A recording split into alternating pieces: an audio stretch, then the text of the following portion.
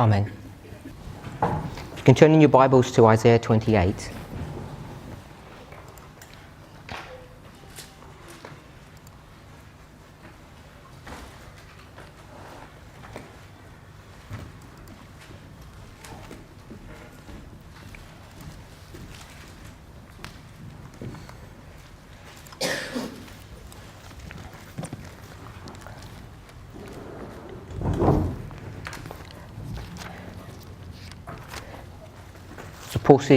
Portion of inspiration that I'm sure all of us are familiar with.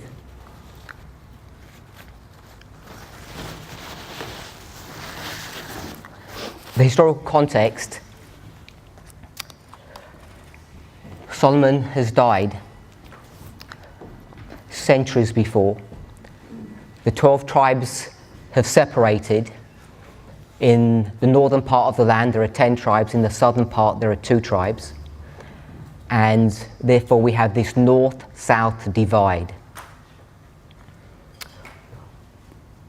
Both parties are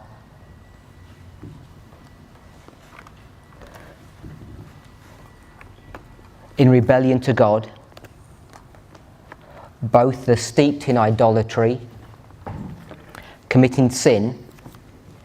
And if you look through the work of what people generally term the major and the minor prophets, it's all dealing with this subject. In fact, if you were to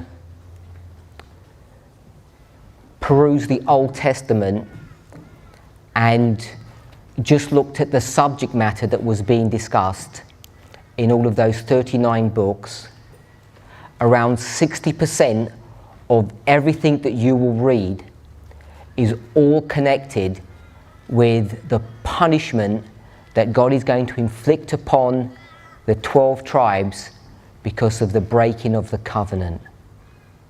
Around 60% of it is dealing with that subject. And the punishment that I'm referring to specifically is the Babylonian captivity. If you start considering the punishment of the Egyptian captivity, the percentage gets even higher. So the vast majority, around 60% of the Old Testament, is dealing with one subject. It's really the punishment of God's people, and that punishment is the Babylonian captivity because of the breaking of the covenant that they had entered into with God. At least one reference point would be Sinai.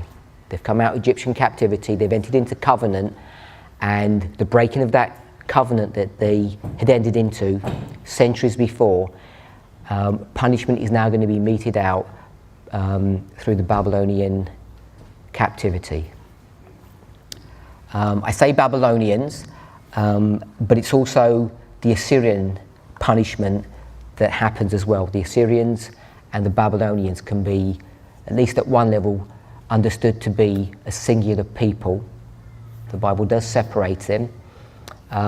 If you keep your hand in Isaiah 28, and we were to go to the book of Jeremiah, just to make that point, Jeremiah chapter 50.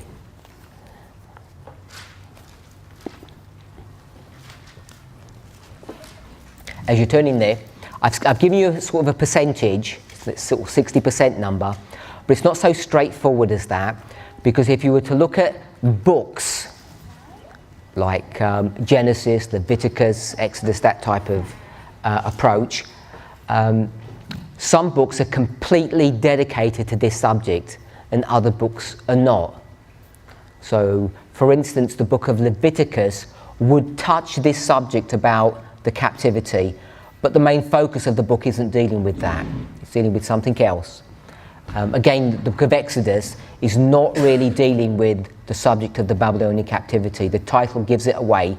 It's the leaving of Egypt, hence the Exodus. But there are other books that deal with exclusively with it. The book of Haggai, Zechariah, or what we would call most of the minor prophets, the latter part of the Old Testament, the vast majority of those books, those letters, those admonitions, are all dealing with the Babylonian captivity. And I'll say it in this way: how you get into captivity, which is the sins, what happens when you go into captivity, the Babylonian captivity itself, and then what happens when you get out. So it's the cause of the trouble, what the trouble or the punishment looks like, and what happens when you leave and there's some restoration. So most of the Old Testament is going to be dealing with this subject. I've said the Assyrians and the Babylonians are essentially one people. We're in Isaiah chapter 50, and we're going to just look at verse 17. Isaiah 50 verse 17. Sorry, Jeremiah. Isaiah is a scattered sheep. The lions have driven him away. First the king of Assyria hath devoured him, and last this Nebuchadrezzar, king of Babylon, hath broken his bones. So this is an interesting verse, because if we were to put it in a timeline,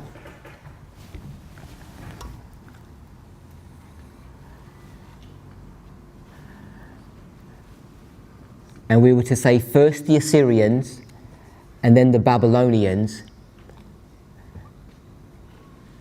Jeremiah is actually speaking here. Israel is a scattered sheep. The lions have driven him away. First the king of Assyria hath devoured him, and last this Nebuchadrezzar, king of Babylon, hath broken his bones. So Jeremiah is using the word Israel to represent the 12 tribes. So sometimes in the Old Testament, the word Israel is not used to identify the 12 tribes. It's used to identify the 10 tribes. It can, depending on the context. So you could have Israel and Judah. Israel would be the 10 tribes, and Judah would be the 2. Sometimes it's not called Israel. It can be called Ephraim. Sometimes Manasseh. So there are various titles for those 10 tribes. Sometimes it's Israel, sometimes it's Ephraim, sometimes it's Manasseh. And the 2 tribes, Judah and Benjamin, are often just called Judah. But sometimes it's also identified as Jerusalem by the city. And if we were going to do that for the 10 tribes, the city that we would identify would be the Samaria, from where the word Samaritan comes from. So the word Samaritan comes from the locality or the city called Samaria. So you can identify God's people in different ways with different words. If you're going to do a city, you could do Samaria and Jerusalem. If you're going to name them, you could have Manasseh, Ephraim or Israel for the 10, and then Judah for the 2. But here in Jeremiah 50, he's using the word Israel to cover all of the 12 tribes. The verse itself is relatively straightforward. It's identifying this people from, if I can call the locality Shinar, what we might call modern Iraq today, basically. Shinar is where Babel was located. I'm sure we all probably know that. And Shinar, the word itself, means a land that's between 2 cities. Between 2 rivers. The land between 2 rivers. The 2 rivers are the river Euphrates and the river Tigris. Rivers that everyone's heard of the Euphrates. You may or may not have heard of the Tigris River. There's a triangular land. It's bordered by these 2 rivers, Euphrates and Tigris, It's called the land of Shinar. It's where Babel was built. And that land is where the Assyrians and the Babylonians are located. The Bible sometimes speaks about these two people as a singular entity, sometimes here, using the same symbol, which is a symbol of a lion, it splits them between the Assyrians and the Babylonians. And the reason it does that is because it's going to mark that the 10 tribes, so we'll put 10 here, the 10 tribes are scattered or punished by the Assyrians, and the 2 tribes are going to be punished or scattered by the Babylonians. They're both identified by a singular symbol of a lion. So one set of lion is the Assyrians, and the second lion is the Babylonians, and Israel has been scattered by both lions. The 10 tribes are going to be scattered by the Assyrian lion, and the 2 tribes are going to be scattered by the Babylonian lion. When Jeremiah is writing this chapter, the work of destruction by this lion, the Assyrian lion, has already been accomplished. They've already been scattered. The work for the 2 tribes here by Babylon has already begun, but its work is not completed yet. So if we were to think about cities, Samaria and Jerusalem, Samaria has been scattered a long time ago, destroyed, but Jerusalem hasn't been yet, although the work of destruction has already begun.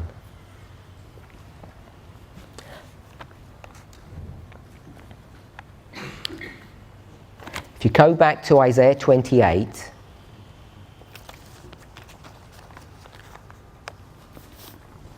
Isaiah 28 is going to follow the same theme. It's going to be dealing with the destruction of these 12 tribes, Israel. It's going to be the destruction of these people in 2 steps. We begin in verse 1. It says, "Woe to the crown of pride, to the drunkards of Ephraim, whose glorious beauty is a fading flower, which are on the head of the fat valleys of them that are overcome with wine." If you drop down to verse 3, "The crown of pride, the drunkards of Ephraim shall be trodden underfoot." So without going into the verse and explaining it in any depth, what I want to suggest, when it talks about the crown of pride, it's talking about the leaders or the leadership of this group of people who are called Ephraim. It's not talking about, you could identify it to a singular person, a king, but it really is the capital city that it's dealing with. So when it says Ephraim here, it's the usage here, Ephraim. It's dealing with the 10 tribes, and it's talking about the pride or the crown or the glory of the 10 tribes. The pride, the glory, or the crown of the 10 tribes is that jeweled city called Samaria. That's what it's dealing with here. And if you look at verse 1, it talks about the head of the fat valleys of them that are overcome with wine.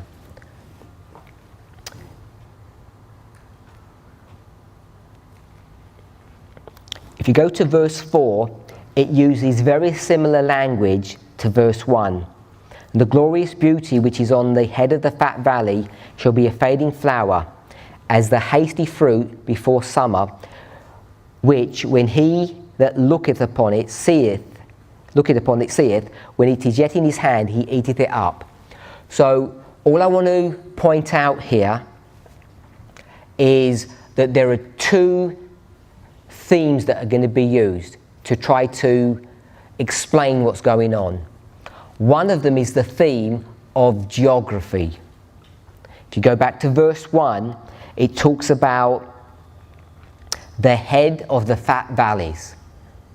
So a valley is a geographical location. We know what a valley is. It's a piece of land that's between two mountains. And here it talks about the head of the valley. I'm sure, even though we might not know the technical description of what that means, you know what the head of a valley is. If you're at one end of the valley, the head of the valley would be at one end of it. Just at that simple level. So it's a geographical model that's being portrayed to us there. And in verse 4, you'll notice that it uses the word summer. And when it used the word summer, it spoke about fruit. It says hasty fruit. If you were to go to look at that word hasty, you'd see that essentially it really means the fruit that's come first or prematurely. We would call that the first fruit, the fruit that has arrived at the earlier stage of summer, or we would call that harvest. Now I know in different parts of the world, summer may not necessarily be harvest, but in this part of the world, in the Middle East, that's when they would have their harvest in summer.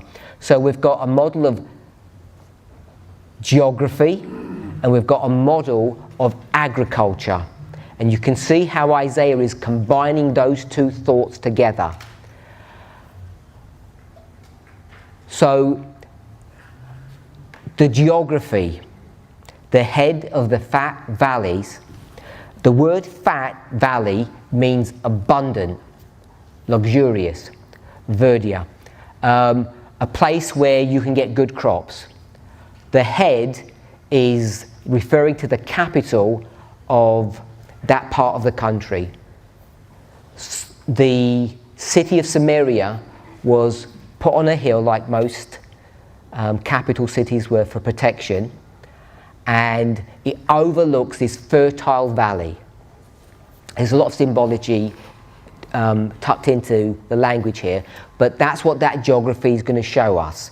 It's going to allude to Samaria, which is the chief or capital city that sits over this fertile valley, or in reality it'd probably be a small plain, surrounded by a chain of hills or small mountains.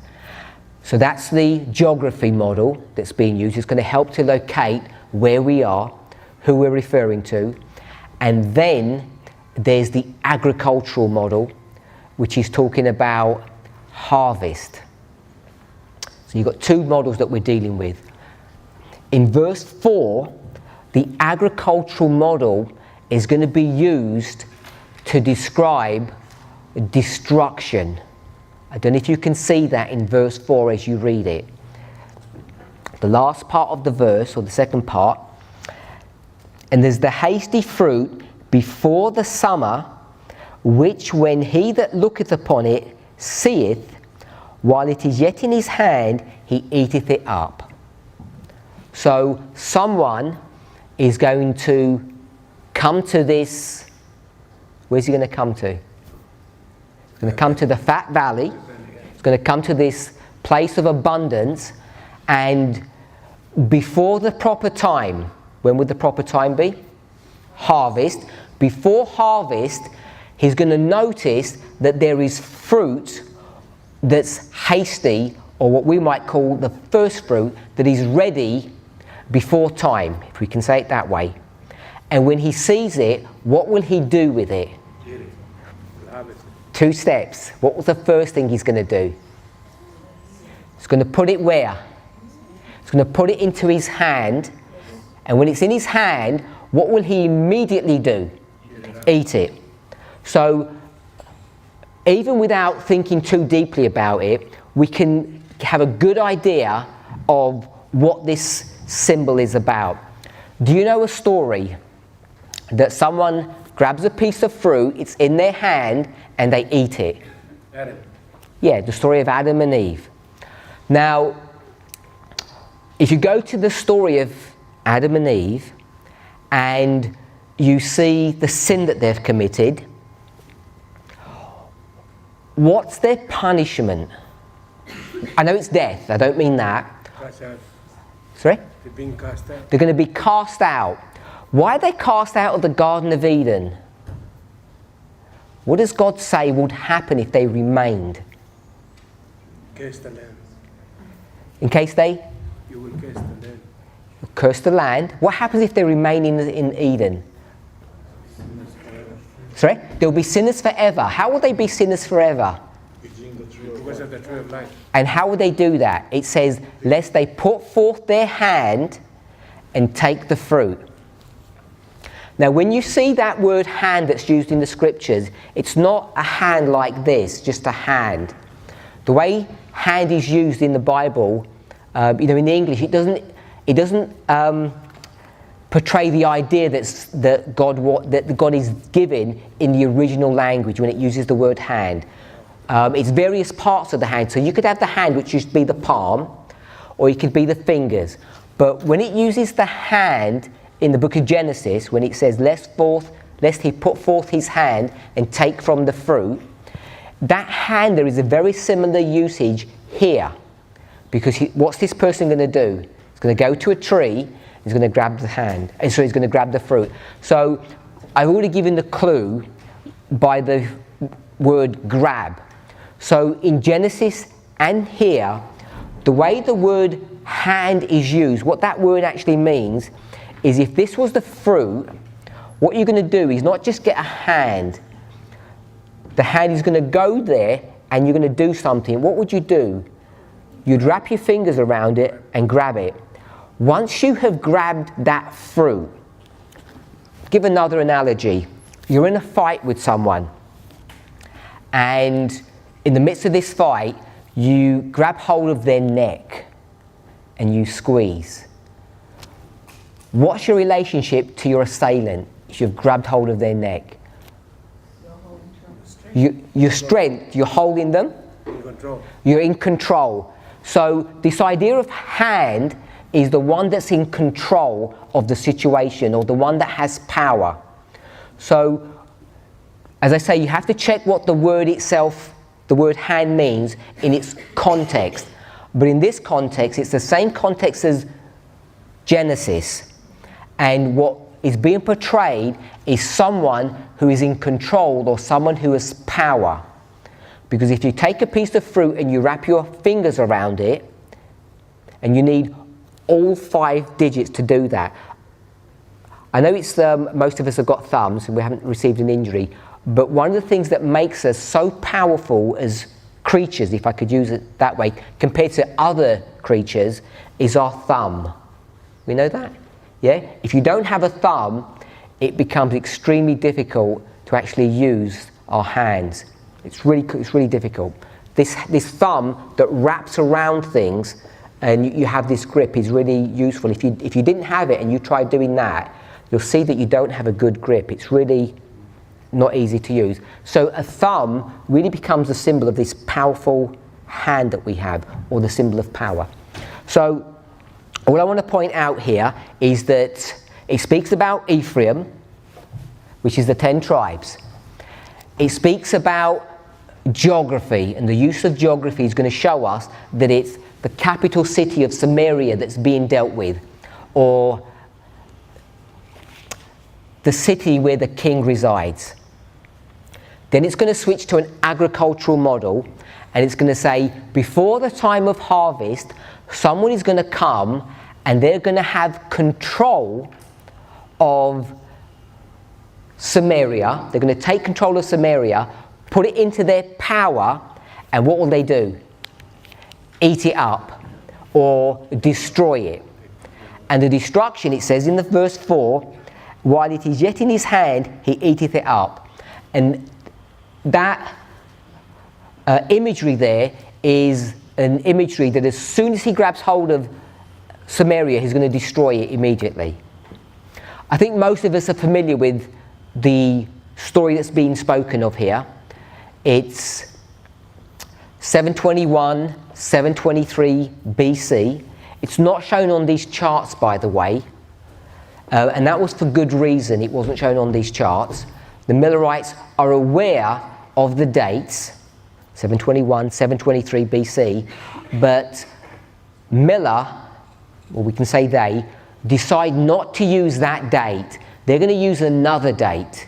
And the date they're going to use, as we're all familiar, it's here in small font, 677, but on this one it's in large font, 677 up there.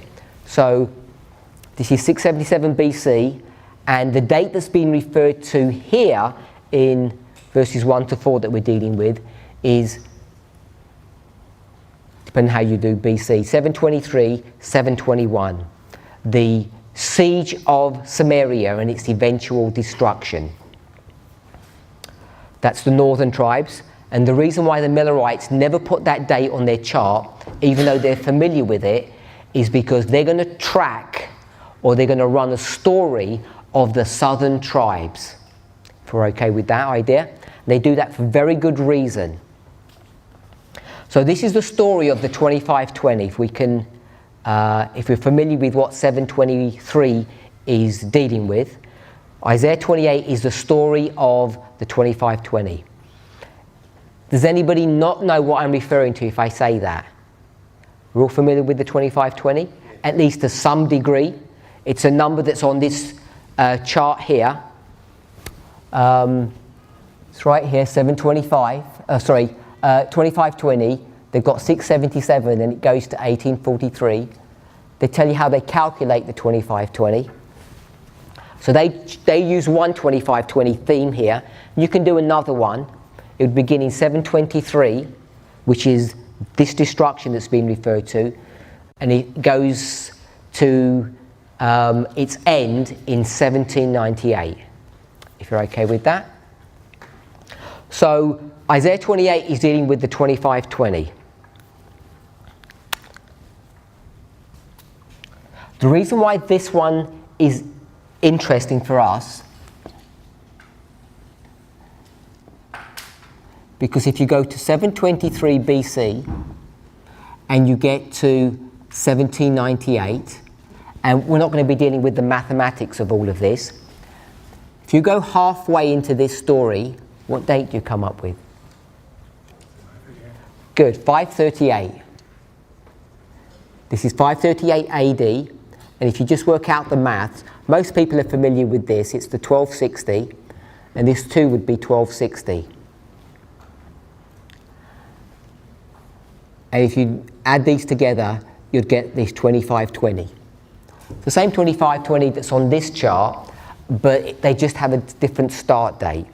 So we're not getting into the intricacies of that. If we were to get these two 1260s, and we were to consider this one, what time period do we call this? Comes on various names. We know... Time of danger. Sorry? Time of danger. The times of the Gentiles. The Bible speaks about the times of the Gentiles. So I'm going to call this the period of papal persecution. If you're okay with that. This is papal persecution. And if this is papal persecution, this story is pagan persecution.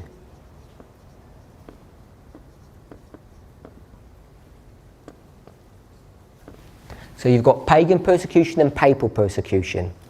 And if we were to look at either one of these two statues, all of that imagery that's in that statue is all shown here. I think we're all familiar with that. So this pagan persecution, we can divide into 4 segments. If you go to Daniel chapter 2, it's all here on this chart, we'd see that this was Babylon, Medo-Persia, Greece, and Rome, pagan. If you're okay with that, that would be the head, the body, the thighs, and the legs. Straight from Daniel 2. And if we were to do that, this would then be also Rome, but it's papal.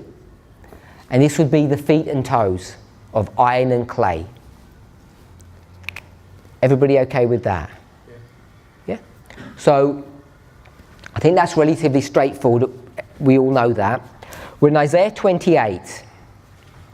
There's the destruction that's been predicted of Samaria, the head or the capital of the 10 tribes of Ephraim. Woe to the crown of pride, Isaiah 28 verse 1, to the drunkards of Ephraim. So that's all of them, all 10 tribes, whose glorious beauty is the fading flower, which are on the head of the fat valleys of them that are overcome with wine.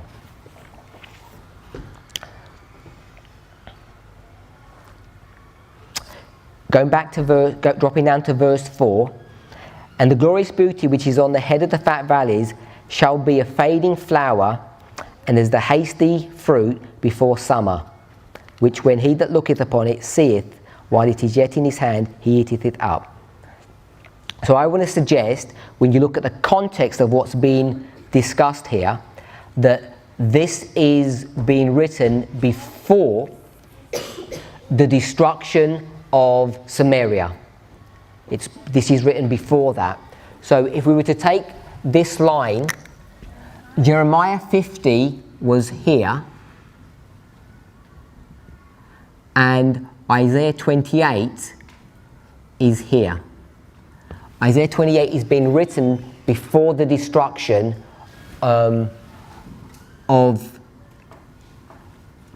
Samaria by Assyria. So I'll put 723 here.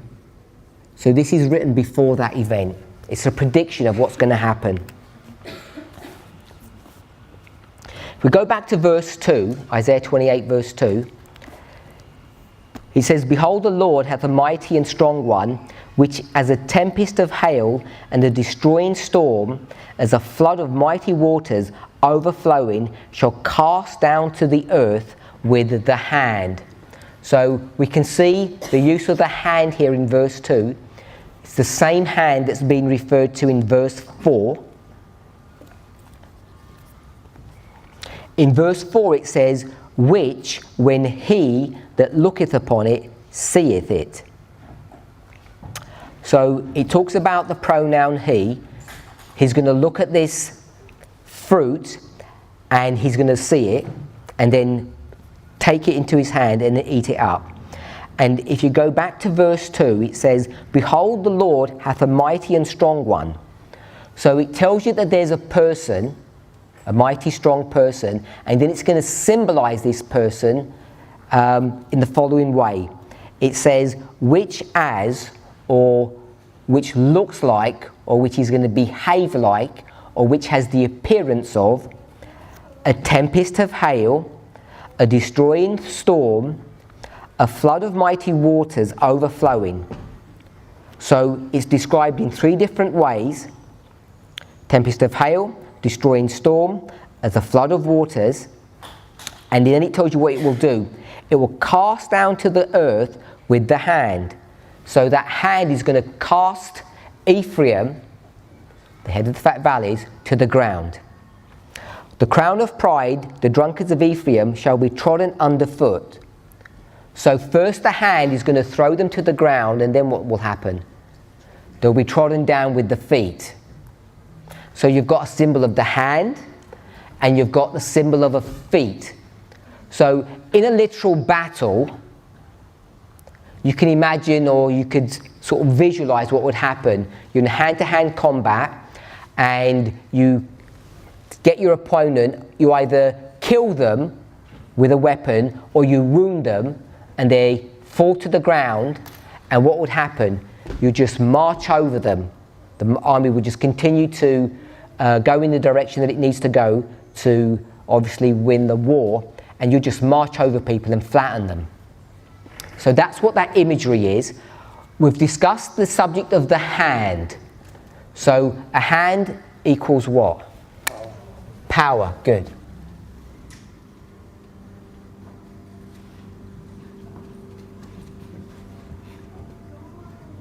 We didn't go into Strong's and look at the original usage and do a proper study on it.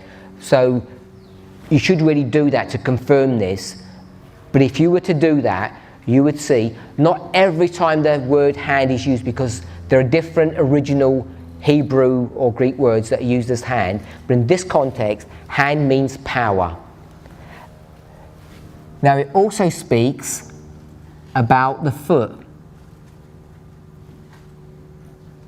So again, we're not going to do a study on what a foot is. So the symbol of a foot comes up in different stories.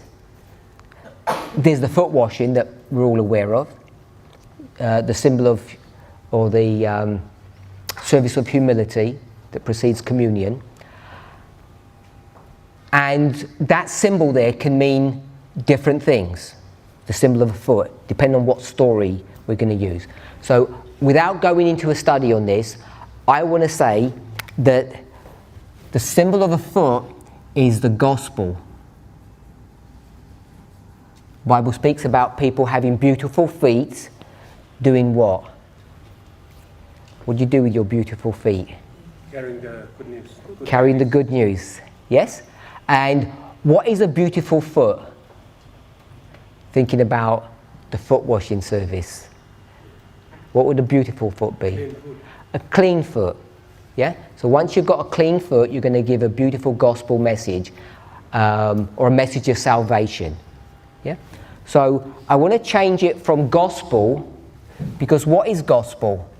If it's a simple definition of what the word gospel would be, what would we say the gospel is? Message. So often we use the word good news.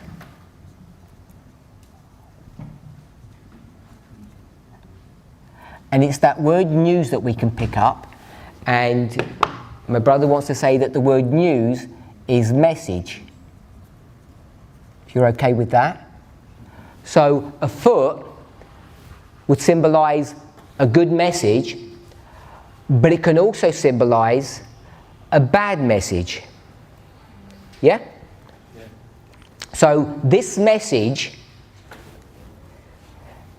if I came to give you a message, what would I be doing?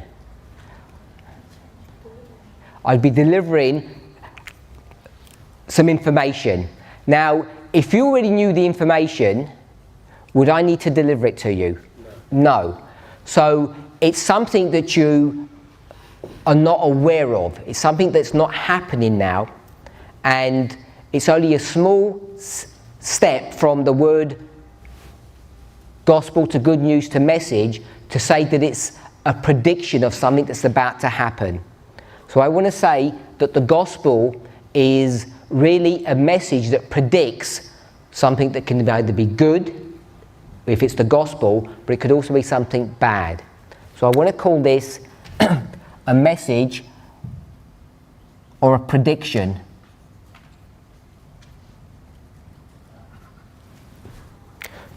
So what we've done is we've taken the symbol foot. We know that people who have got beautiful feet, they've been washed clean, will have a beautiful message, because the symbol of a foot is the symbol of the gospel. Gospel is the good news. News is message, and it's a message of something that God is going to promise you, or He's offering to give you that you don't currently have. That's what the gospel is. You go and give the gospel to a Gentile because they don't have that good news. They don't have that experience, or what we would call salvation. If we're okay with all of that. Keep your hand in Isaiah 28. Now we want to go to the book Habakkuk.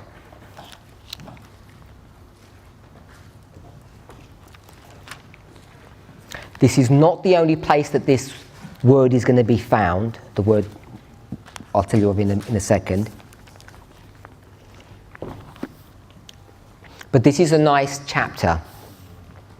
So as you turn into the book Habakkuk, Habakkuk is,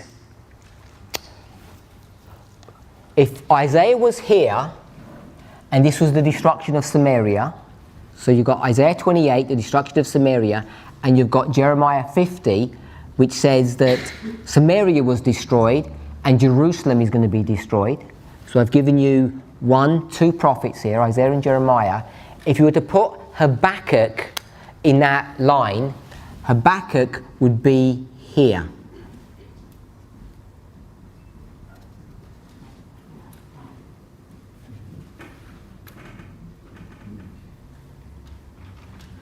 And we're going to look at Habakkuk 1. So we've got Isaiah, Habakkuk, Jeremiah. Just to give you a context of where those prophets are in the stories that we're looking at.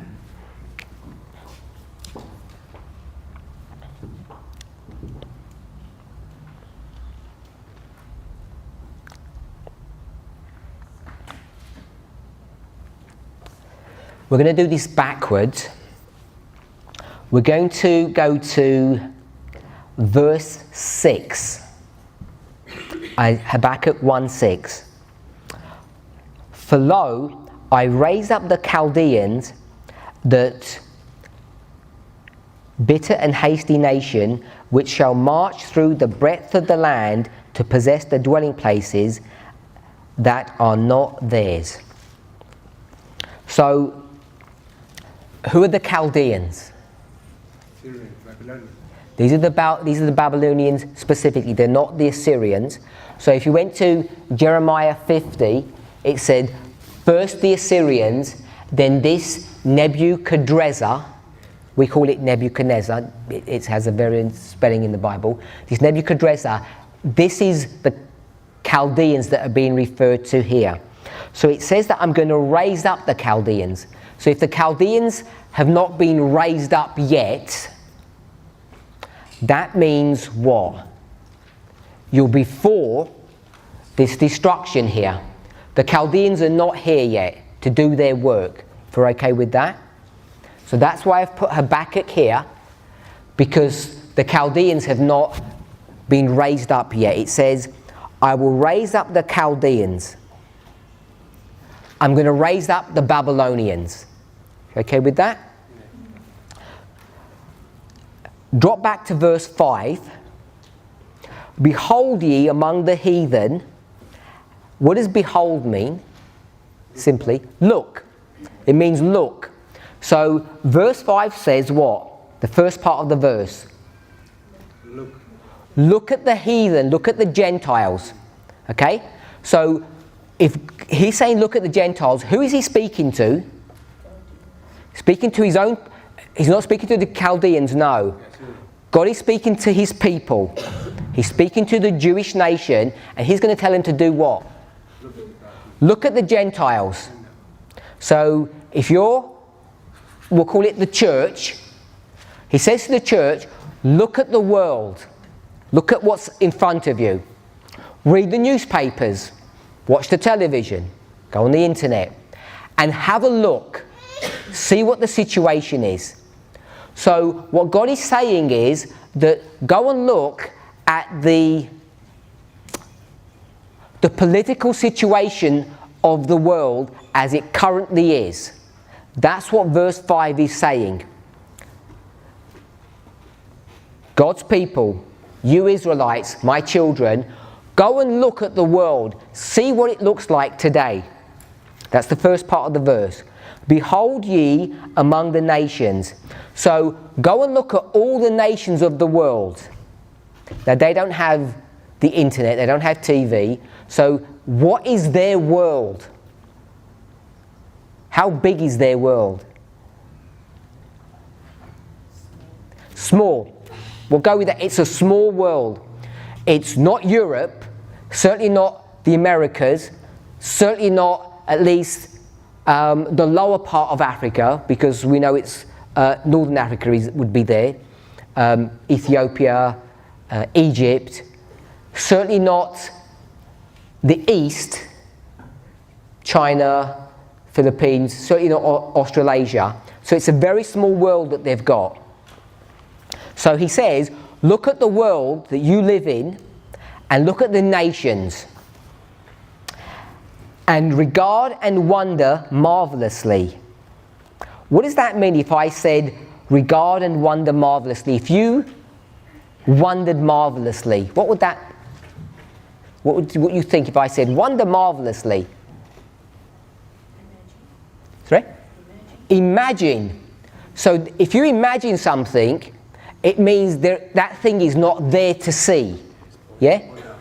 Sorry? You born upon it. Yes.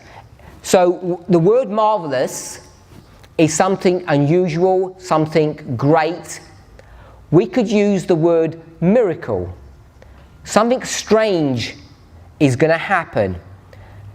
And wonder marvelously, for I will work a work in your days which you will not believe, though it be told you. So as God told them, He's told them, right in verse 5, are they going to believe? No. Why would you not believe something that God tells you? Because you can't see it. So He says, I'm going to tell you something that's going to happen. And you can't see it. What did He tell you to do at the beginning of verse 5? To look. He says, look at the political landscape. I'm going to tell you something. And what can you not do? You can't see it. You can't see what I'm talking about. And it says, behold marvelously. So let's summarize all of that into plain language. God is going to tell His people, look at the political landscape in your world. It's a very small world.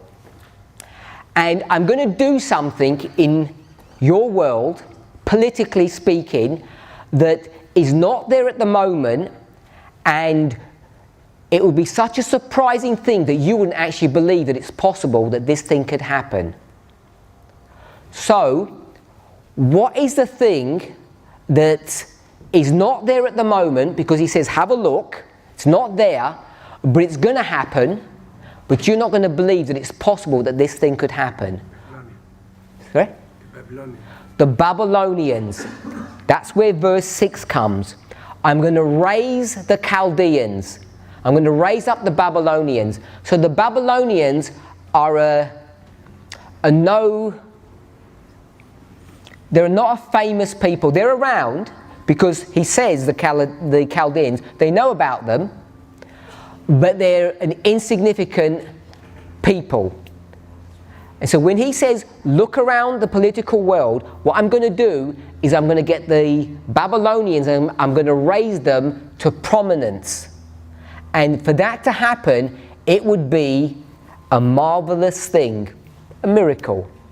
Why would it be so impossible for the Babylonians to be raised up? And that word raised up means to come to prominence. Why would it be a miraculous thing for that to happen? Because someone is keeping them down. To rise up politically, how does that work? War. Has to be war. Someone's going to destroy someone else to be raised up. Who's stopping the Babylonians from raising up? The Assyrians. The Assyrians are the superpower of the day. And they control everybody. They control Israel. Their archenemy, the Egyptians. The Medo-Persians are subdued. They're not a major player. And their next door neighbours, their cousins if you like, the Babylonians, are kept in subjection. And God's going to do a miracle. He's going to raise up the Babylonians, and no one can believe this could happen. The Assyrians are reasonable people. You can negotiate with them. You can bribe them. What are the Babylonians like? What does it say about them? Verse 6, they're a bitter and hasty nation. Remember we read that word hasty before? This is a nasty group of people. Okay, so the context here is Habakkuk is after the Assyrians have done their work, destroying Samaria. And they were quite reasonable with the Sumerians, actually. They were saying, if you continue to pay us protection money, we will take care of you. It's like a mob. So they're the superpower. He says, these people are going to be destroyed, and I'm going to raise up the Babylonians. So that's what Habakkuk is saying. By the time Jeremiah's here, the Babylonians are already in power. They've already begun to do this hasty work. But they haven't completely destroyed. So all of that was to give you the backdrop of verse 1. So verse 1 says the burden which Habakkuk the prophet did see. So there's a prophet who's going to see something. What do prophets see? Visions. So he's going to see a vision, and he's going to explain what this vision is through these chapters. We call that a prophecy. So the burden which Habakkuk did see would mean the vision that he saw, or the prophecy that he's going to give. That word burden there is a prophecy. You could substitute the word prophecy or vision for that. It means just the word. This prophecy, is it positive or negative? Negative. It's a negative message, which is where we get this idea of feet. So the feet can be good news, but what can they also be? Bad news. They can also be bad news. It's a symbol of bad news depending on the context. So there's the bad news that's coming upon God's people. In Isaiah 28, once they've got power, there's this message that's going to come to destroy or to harm the people. It's a bad message. Sometimes it's good, sometimes it's bad. So that's what Habakkuk is. We looked at verse 5 and 6, and we looked at verse 1. So there's a vision, because that's what prophets have, isn't it? Which is a prophecy, and the prophecy is this, that a miraculous thing is going to happen in the geopolitical world. And what's that miracle? That the superpower, which is Assyria, is going to be brought low by this relatively unknown, weak nation called the Chaldeans. We call them the Babylonians. They're going to rise to power. Who allows them to rise to power? God. It says in verse 6, I will raise up. The way God uses this language of him doing things, we have to be careful how we understand what that means. And then the rest of the chapter 1, tells you what they will do. They're going to destroy God's people. That's this here. That's the destruction that we read in Jeremiah 50. First, the Assyrians. Then, this Nebuchadnezzar, the Babylonian, the Chaldean, is going to break the bones of Jerusalem. Habakkuk chapter 2. You're familiar with this passage. When it talks about taking the vision and writing it on tables.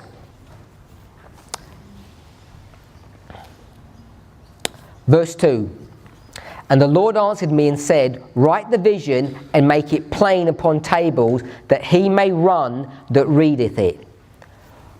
So, based upon what we've looked at already, when we see the word run, what does that mean? Feet. So we'll jump all the way to the end. When it says, he may run that readeth it, what does that mean? Someone's going to read something, and what will they do? They'll take the news. They're going to give the message. Is it good news or bad news? Bad news. This is bad news. They're going to run. You run with your feet. There's bad news. What word does Habakkuk use? He uses the word burden. This bad prophecy, this bad news. Okay with that? Yeah. So, the vision is what? It's the prophecy, it's the burden. And what is that prophecy? That the superpower is going to be brought down and someone is going to be raised up. And when they get raised up, we don't really care because it's the world. But what will they come and do? They're going to come and destroy us, and therefore, God's people, and therefore, this is bad news. So, once you understand that, what are you supposed to do? Run. Which means? It doesn't mean, it does not mean run away. It means to tell people that this thing is about to happen. So as each of us learn, we're supposed to be messengers that share this news to God's people. We're okay with that? So let's summarize. We're here in Habakkuk. We've got 3 prophets, Isaiah, Habakkuk, Jeremiah. They're all telling the same story. There's a prophecy of the destruction of first Samaria and then Jerusalem. All 3 prophets are dealing with the same subject. They're dealing with the subject at different time periods. Isaiah is dealing with the subject before any destruction happens. Isaiah 28, no destruction has happened yet, neither for Samaria nor Jerusalem. Habakkuk, that message happens after Samaria has been destroyed, but before the Babylonians have even come into power yet. The Assyrians are still powerful. So it's quite early. And then by the time you get to Jeremiah, not only has Samaria been destroyed, but Jerusalem has already been invaded and it's about to be destroyed. The Babylonians are already here. So they're all dealing with the same subject, but they're approaching it differently because they're in different time periods, if we're okay with that. Let's go back to Isaiah 28.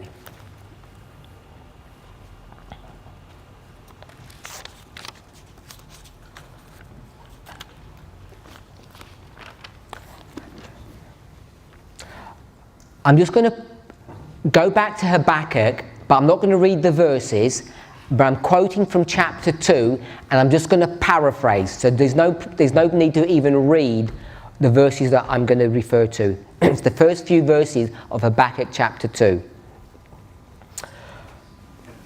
We're here. You don't believe that the Babylonians could even come to prominence. It's impossible for that to happen because the Assyrians are so powerful. So what Habakkuk is going to do,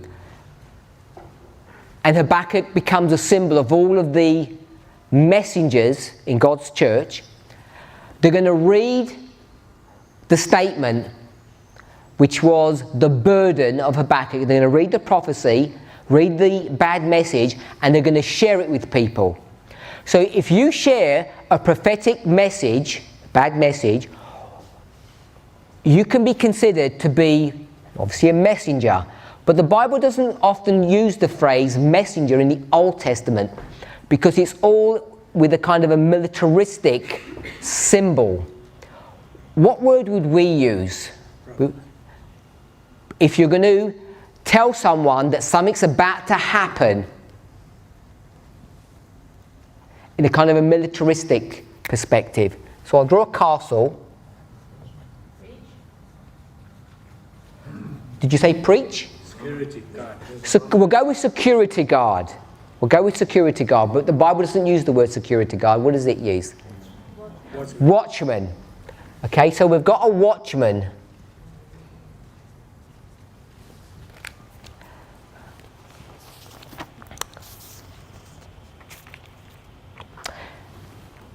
If you went to Habakkuk chapter 2 verse 1, don't turn back there, but it says, I will stand upon my watch. What does that mean? It's my time period when I'm on guard, security guard, yeah? So this is the watchman. So what Habakkuk's going to say is that there are going to be people who understand the burden.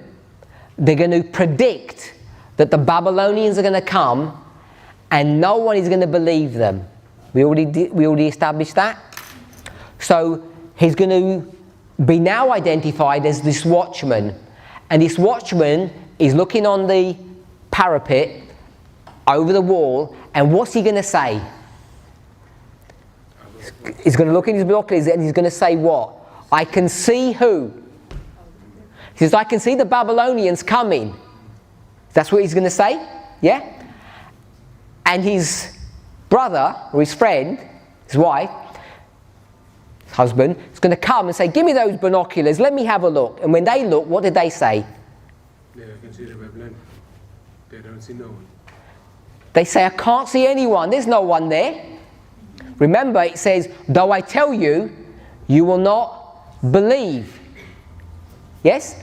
So, one person says, the watchman, I can see them right in front, and the other one says, I can't. What they're going to get into? They're going to get into a fight. They're going to get into an argument, and this person's going to reprove. What does that reprove? What does the word reprove mean? Tell you off. So I'm going to tell you off because you're talking rubbish or lies, fake information. It's not true what you're saying. Yeah? Today we call it fake news.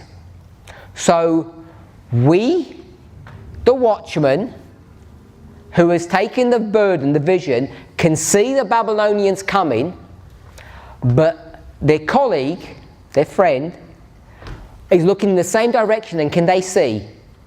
No, they can't see. So there's an argument in God's church. By the way, why can't they see? In real life, you're here, can you actually see the Babylonians coming? When you read the newspaper, when you go on the internet, Yes. No, you can't, because it says in 1 verse 5, Habakkuk 1:5, what did it say? Wonder marvelously, for I will work a work in your days which you will not believe. Behold ye among the heathen. It says, look at the geopolitical world, and something's about to happen, but it hasn't happened yet. So the Babylonians haven't arisen, but I'm saying I can see them. So we would say you can see them by faith. We can use that. We can see them by faith. So if you read the newspaper, could you see them? No. But if you read the word of the prophet, the burden, you can definitely see it's going to happen. But when he says, look at the heathen, you can begin to see something going on. Otherwise, he wouldn't tell you to go to the heathen. Where would he tell you to look? He'd say, go and check with the prophet. Go and study the word of God and you'll see it. But he doesn't. So it's a play on word. He says, go and look at the political world, and you won't be able to see it directly, but you can see threads of this already happening. And if you go back to the history where Habakkuk is, you can already begin to see the threads of these things happening. The beginning of the Chaldeans, the Babylonians. But it's really hard to believe. So there's this argument that's going to happen, that someone says it can happen and someone says it can't happen. So that's what that story in Habakkuk's all about. You come to Isaiah 28. We're here. Isaiah 28, the first few verses, verse 2, we read that already. Behold, the Lord hath a mighty and strong one. Who is the mighty strong one that's going to destroy the head of the fertile valley? The head of the fertile valley is Samaria. Who's going to come and destroy that? The Assyrians. So the Assyrian is the strong and mighty one. We okay with that? Yeah? So if you go down through the verses, it sort of explains all of that. And then you get down to verse 7. We're not going to read from verse 7, but what I want to read is from verse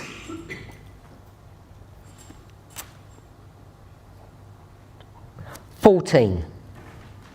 Read from verse 14. Wherefore hear the word of the Lord, ye scornful men that rule the people which is in Jerusalem. So verse 14, we've switched from where to where? The head of the fat valley to verse 14? To Judah. It says Jerusalem in the verse.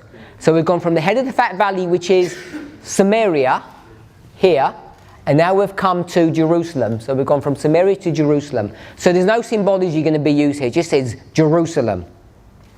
So we can compare Samaria and Jerusalem. And by the way, Samaria is both a country and the capital.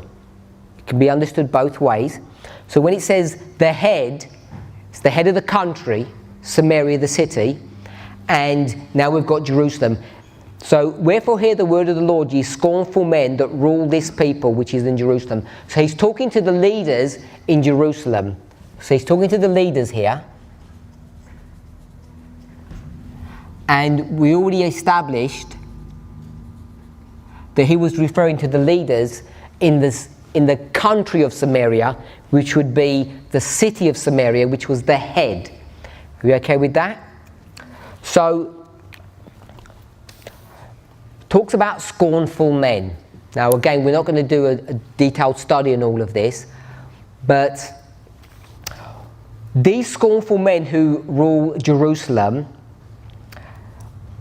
from verse 15 onwards, what they're doing, the reason why they're scorning or being scornful, is not so much how they're dealing with the people, whether they're good or bad leaders.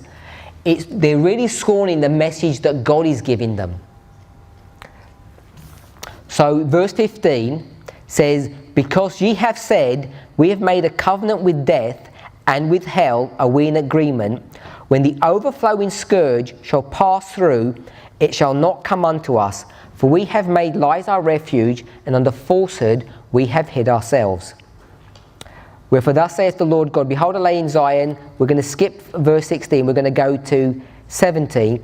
Judgment also will lay to the line, and righteousness to the plummet. And the hail shall sweep away the refuge of lies, and the waters shall overflow the hiding place.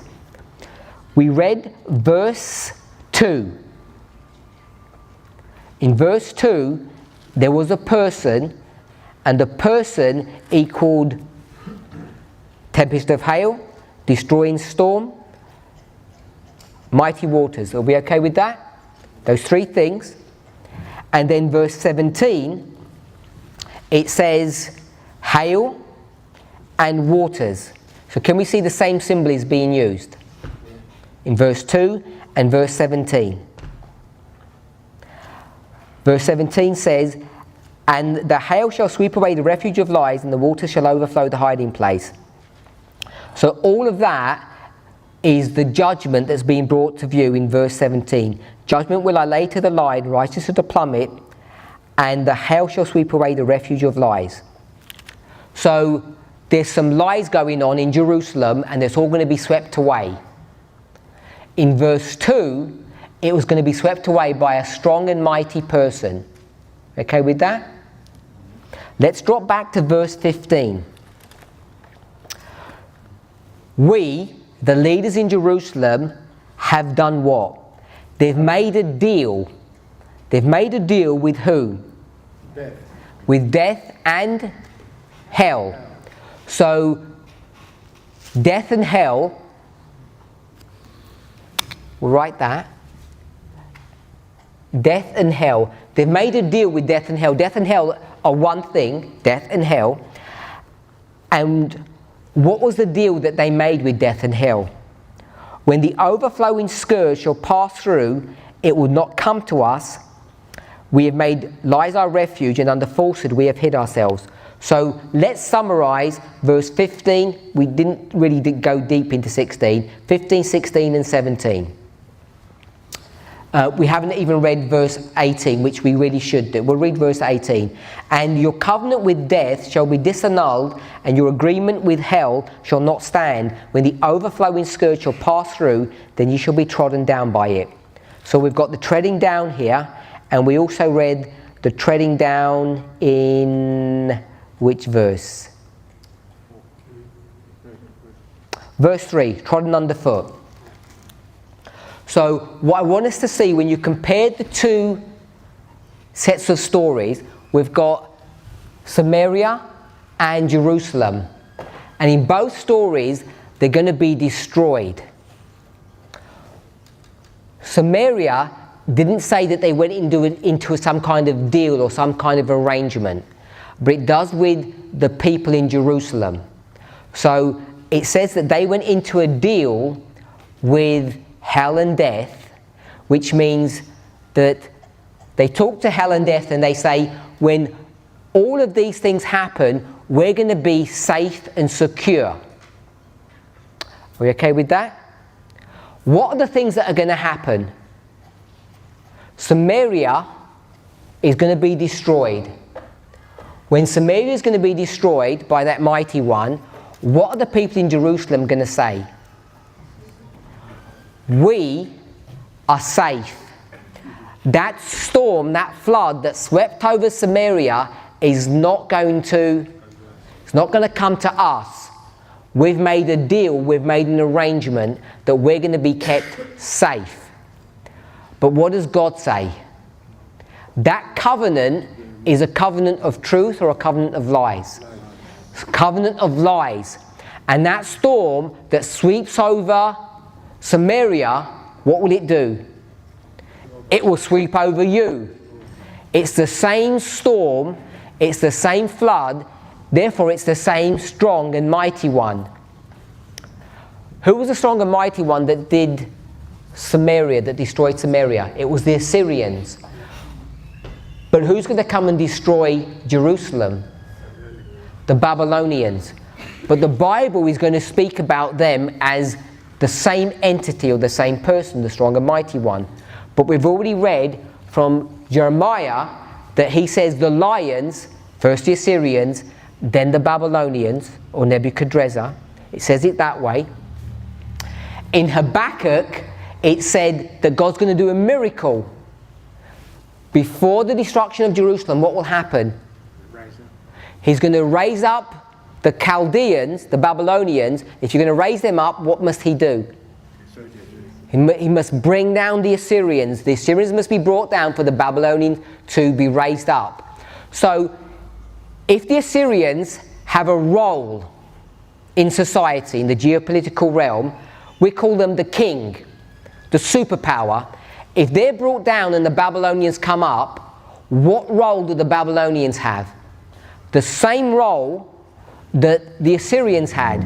So if we gave the Assyrians a crown and they got taken down, what would happen to that crown? It'd be given to the Babylonians. So the Babylonians share the same crown that the Assyrians had, therefore they become the same person or the same strong and mighty one. We would call that people the king of the north, or the crown of the north, or the people of the north. So the Assyrians, king of the north, they're here. There's a prediction that they're going to be brought down here. They get brought down somewhere in this history between Habakkuk and Jeremiah. They get brought down. The Babylonians are going to be raised up, steal their crown, and therefore they become the same person. We're okay with all of that? Good. The reason why all of this becomes important is two verses in the book of Isaiah, chapter 28, verse 10 and verse 13. So these are two famous passages that we use over and over again. For precept must be upon precept, precept upon precept, line upon line, line upon line, here a little and there a little. Verse 13, for the word of the Lord was unto them precept upon precept, precept upon precept, line upon line, here a little and there a little, that they might go and fall backward and be broken and snared and taken. Now, it's not my purpose to explain what these verses are referring to in their original proper context. But I want us to see that it's a lot more complicated, especially when you read verse 13, than we give in this movement. When we say line upon line, what do we say that means? History. We just say it's history.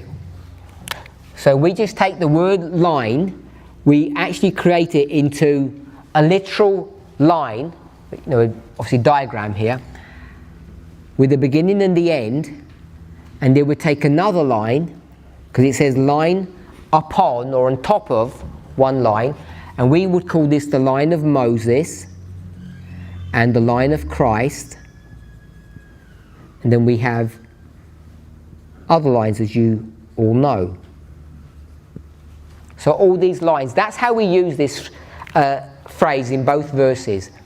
So you can already see, hopefully, that when you see the context of what's being discussed here, that Isaiah is not talking about this. Hopefully we can see that. He's not talking about line upon line in the way that we use it. He's talking about something different,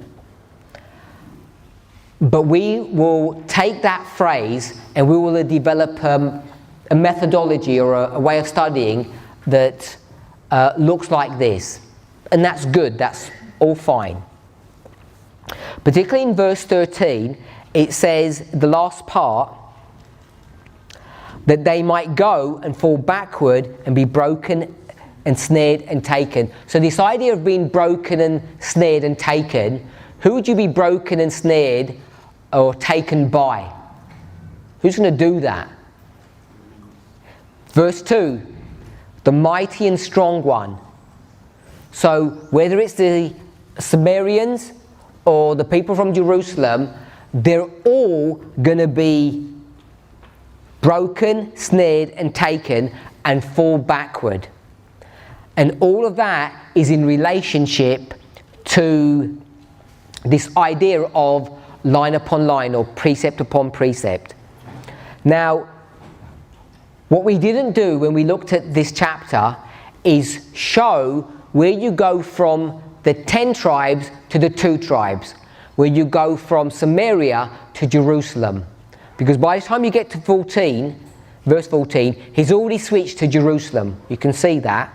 Verse 1 is Samaria, clearly. Verse 14 is Jerusalem, clearly. Where did the switch happen where God stopped speaking to the Ephraimites or the 10 tribes and he says, now I'm talking to the 2 tribes? Was it in verse 14 or was it a little bit before that? So if you were going to do a study on this subject, it becomes vital that you know where that transition happens.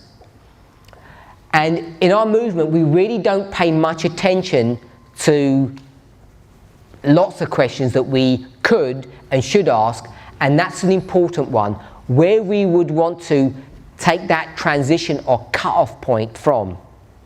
It becomes an important question to ask. So I'm not going to prove or demonstrate where that would be. I'm just going to state it as fact. I'm going to tell you that it's before verse 7.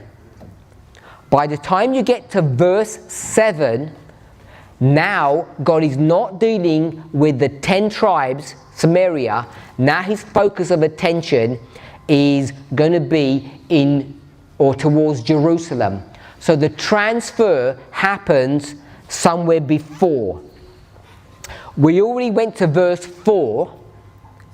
So you know it's somewhere in verse 5 and verse 6. So what you would really want to do is read verse 5 and 6 and see in those words if you can show where the transition is happening of he's speaking to Samaria and now he changes to Jerusalem. It's somewhere in verse 5 and 6. We're not going to discuss it. I want to leave that for you to meditate and contemplate on. But by the time you get to verse 7, now he's focusing upon Jerusalem. It's not talking about the 10 tribes now. Now this is the 2 tribes. But they also have erred through wine and through strong drink. How do we know the transition has happened, by the way? What did you say? What word did you say? I said they've erred already. They've erred already? Strong drink. My sister says the word also. If I said the word also, I'll change the word as well as. So if as well as means in addition. So someone is doing something and in addition to them, or also as well as, someone else is doing something. What is the first group doing? The drunkards of Ephraim, verse 1. Drunkards of Ephraim have done what? They've been made drunk. And then it says, but they also. So this is Jerusalem. So this is Jerusalem. They have also erred through wine and through strong drink. Now, this is English, and there's various ways that we could read English, and someone might argue that day also is talking about or repeat and enlarge of the Samaritans. But I would argue that it's not so. Contextually, it's not a repeat and enlarge, it's a continuation. It's the Samaritans have done one thing and the people in Jerusalem have done the same thing.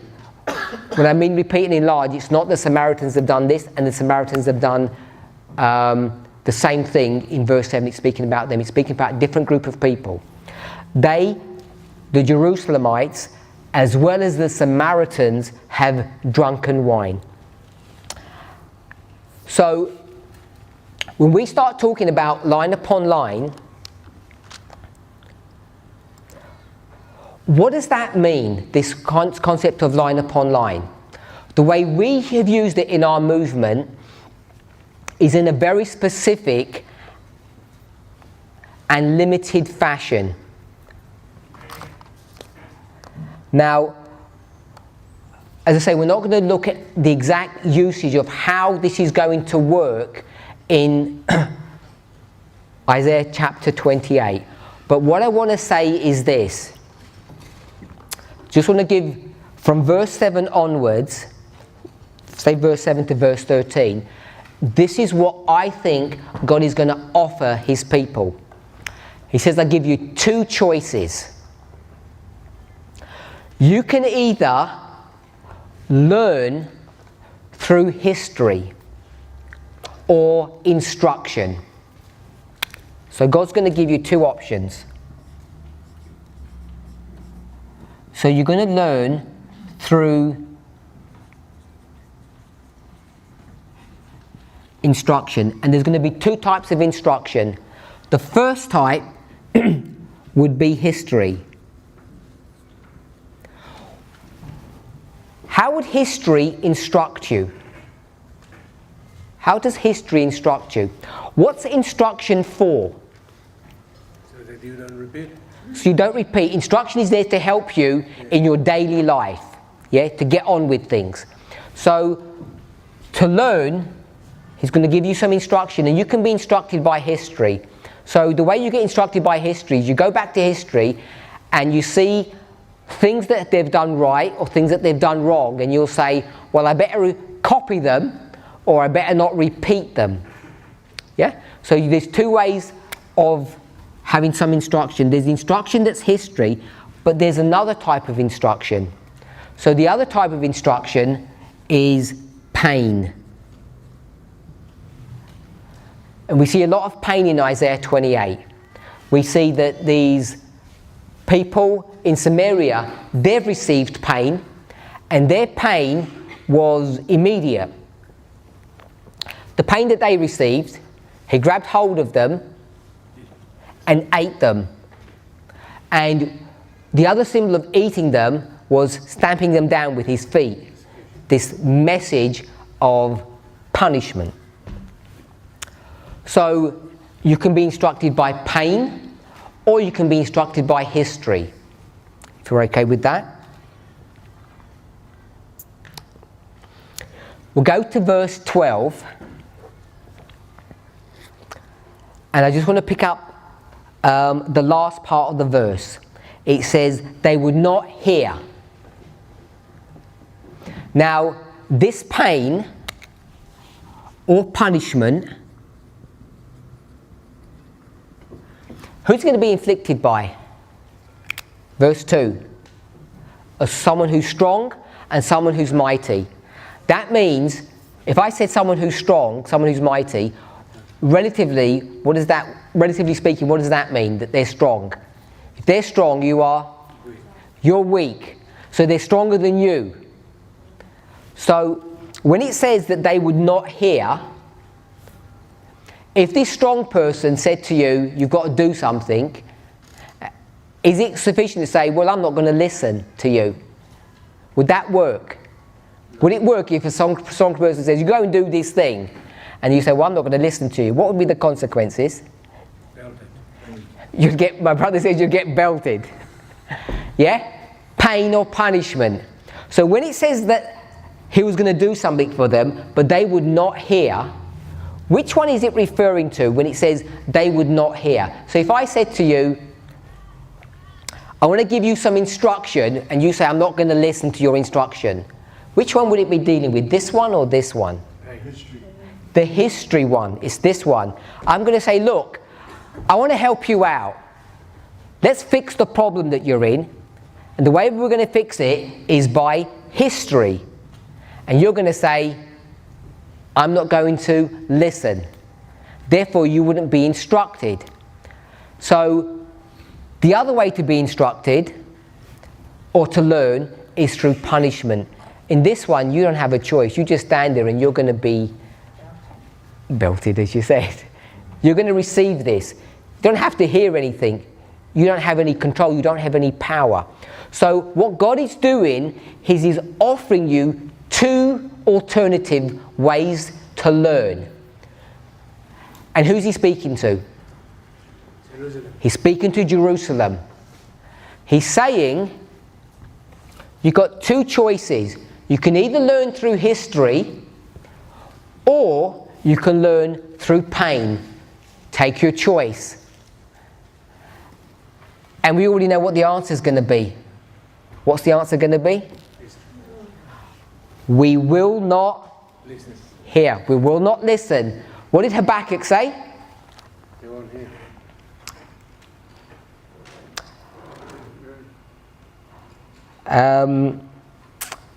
Verse 5. You will not believe it, though it be told you. Chapter 2, verse 1 says, I'm going to go on my watchtower and I'm going to answer when I am reproved, told off, rebuked, because they're not going to listen. So it's all going to be set up that the people are not going to listen. However, will some people listen? Yes. Yeah, how do we know some people are going to listen? Because in Habakkuk it said what? And the Lord answered me, 2:2, write the vision, make it plain upon tables, that someone is going to do what? Take it. He's going to read and he's going to run with that message. He's going to give the message. So someone is going to take heed. So when you start connecting these three prophets together, they're not the only three, we could go to other ones, you can see that there's a message that's going to come to the people in Jerusalem, and they've got two options. You can either go to history and learn that way, which is called line upon line, this foolish way, as it's described in Isaiah 28, this childish way, this pathetic way, or you can learn through pain and punishment. The people in Jerusalem scorn all of this, and they're certain, because of their status, their relationship with God, that when the strong one comes to destroy Samaria, what will happen? It will overflow and pass over Jerusalem. It won't touch them. This death that's coming to the Samaritans. And God says, this arrangement that you've made, which is all built upon lies, will not work. Now, in the immediate context, when it says instruction through history, what is the history? It's the history of? Samaria and Jerusalem. Good, it's the history of Samaria. That's the immediate context. He says, look at this history, and when it happens, you see what's headed in your direction. So they're not going to learn from this one piece of history here. But it's not just that one piece of history. It's all the histories that have come, which is why we as the movement take this idea of line upon line, precept upon precept, or rule upon rule. So in Isaiah 28, this idea of line upon line is hopefully well established. Now, the reason why I wanted us to review this in this study is we've come to a time period in the life of this movement where everything that can be shaken is being shaken. And what people do when they become dissatisfied, I don't know if you use this phrase here, they pick at straws. They nitpick at little issues or little ideas, little problems, little ideas, and they forget the overarching themes of what we're dealing with. I'll give you one example, which is not the example that we want to deal with today. We've just dealt with history, and for history to give you some instruction means that what God does not want you to do is to repeat the mistakes of the past. Would that be a fair way of saying that? That's how history would help you. Don't repeat the mistakes of the past. So history has this idea of repeat. We talk about repeat often. So we use this idea of repeat and enlarge. We're all hopefully familiar with that. And if we talk about repeat and enlarge, I want to use this idea of repeating patterns. So we're familiar with this idea of repeating patterns, which means repeating histories or repeating stories. Instead of putting patterns, we could put story or history. Repeating stories, repeating patterns, repeating histories, if you're okay with that. The word that we use in our movement, and we've used this for a while now, is the word fractals.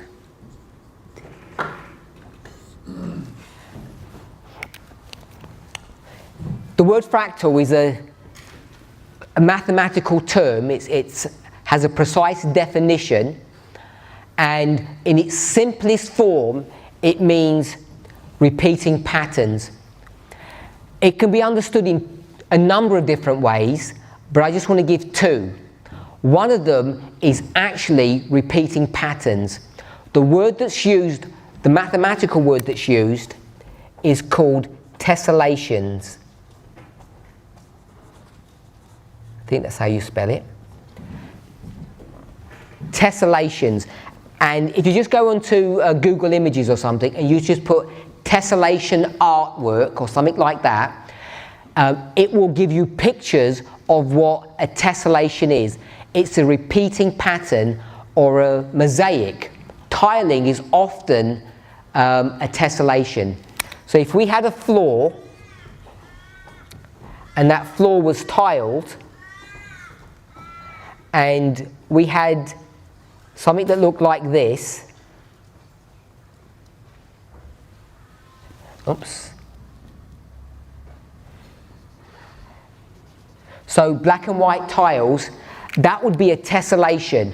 Tessellation is when you get two shapes and bring them together, butt joint them, and there's no gaps.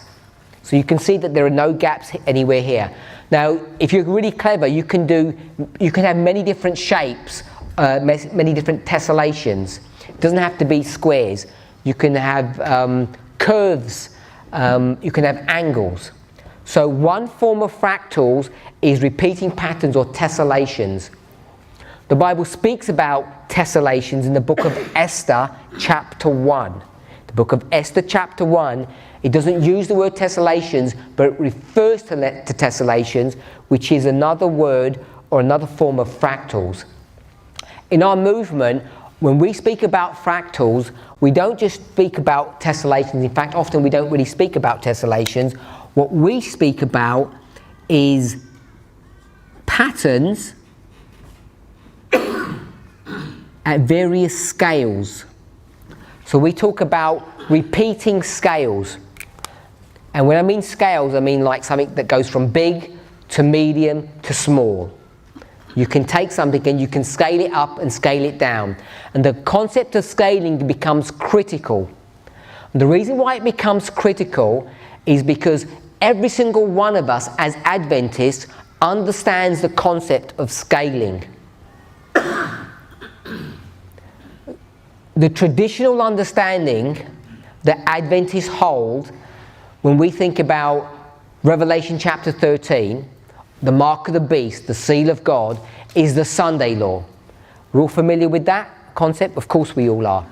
Now, that concept of the Sunday law, that test that we're about to face, who will face that test? Who is that test going to be brought to? We'll go small and then work up. What's the smallest unit? You. Yeah, God's people. So, not even God's people, just you. So, it's one person, Individual. the individual. Then, it's who? God's people. We'll call it the church. Then, the Gentiles. We'll call it the world. And this is a scaling. Adventists are pretty small, about 12, 20 million of us. Just a drop in the ocean compared to the world. So that test has to be scalable. If we're okay with that? Same test, the same pattern. So if this was a symbol of the test, or a measuring stick, or a scale, I'd come and bring this to you and I'd measure you, yeah? Pass or fail. Then I'd take the same test, the same scale, the same ruler, and I'd bring it to God's people, the church. A much bigger scale, but it's the same issue. And then you take the same one and bring it to the world. Are we okay with that? Yeah, so the concept of scalability, without us perhaps thinking about it, is well understood, accepted in Adventism, that the test has to go from the individual to the world. Ellen White might call it from nation to nation. So instead of just going to the world, we'd have to say from a big country, a small country. So all I want us to see, it's scalable. So when we think about fractals, we can have repeating patterns, and we can have this concept of scale. So when we think about scale, we don't often think in this way, but we often think about a time period, either a long time period or a short time period. Sometimes we think about groups of people, as we've just done here. So there are many ways of understanding scalability. So I'm sure you've already seen stories like this, or lines. This is the line of the 144,000. Begins at the time of the end, and we'll just say it goes to the close of probation. In this history, there are other scales. There are other groups of people that are going to be dealt with. And so you've seen stories that look like this, which are other scales. We might call them the priests, Levites, and Nethinims. So it's the same story, the same pattern, but they're at different scales, dealing with different groups of people. Now, the reason why I mention fractals is because when we started understanding this concept of repeating patterns and started dealing with scalability, we chose to use the word fractals. It's a mathematical term. But that word fractal is also used by other groups of people who hold to religious views. We might call it, say, the New Age movement. So the New Age movement uses the idea of fractals, and they use it in different ways. They can use it with scalability. They can also use it with tessellation. Has anybody ever seen the imagery or the logo of yin and yang? Yeah? It's this sort of white and black pattern. Sometimes people use the, I don't know if you do it here, of recycling. There's a similar logo that's used, and it's supposed to be this sort of cycle of black and white that sort of goes around and never ends. And And it's all to do with this, the cycle of life or the wheel of life. So they use fractals in these varying ways of scalability and tessellation or repeating patterns. And now because New Age people use that, there have been people in our movement when they have that have objected to the use of fractals because they say it's a New Age concept, it's a New Age idea, and they're not willing to take it at its face value, which is a mathematical term. They become disgruntled at the use of this word. And because we chose to use this word, they see it as evidence of us entering into spiritualism, because we're using a spiritualistic word as they would see it. Hopefully, most of you recognize that that is utter foolishness, to actually take a word that many, many people use and to say because one group of people use it in a worldly sense or a spiritualistic sense, it must be bad. So if we were to say the Church of Satan, because Satanists use the word church and they want to call their organisation or their group of people the church, that means that the word church actually has connotations that's connected to spiritualism or Satanism. So if we call ourselves the Church Triumphant, we must therefore be something that's bad because it's the word that's connected with Satan worship. It's as foolish as that. The reason why I want to make this point is there are many things that we can be shaken over, and I'm sure all of us are aware that we're currently in a period that this movement has been shaken and is being shaken, and one of the things that people are bringing up is the issue of dispensations, or the idea of dispensationalism. So this word has been used quite frequently in our movement, and no one has ever had a problem with the usage of this word until the last 2 months. We're now in a place where this movement has had its most severe and significant split. There's a huge shaking that's happening. It's ongoing in our movement.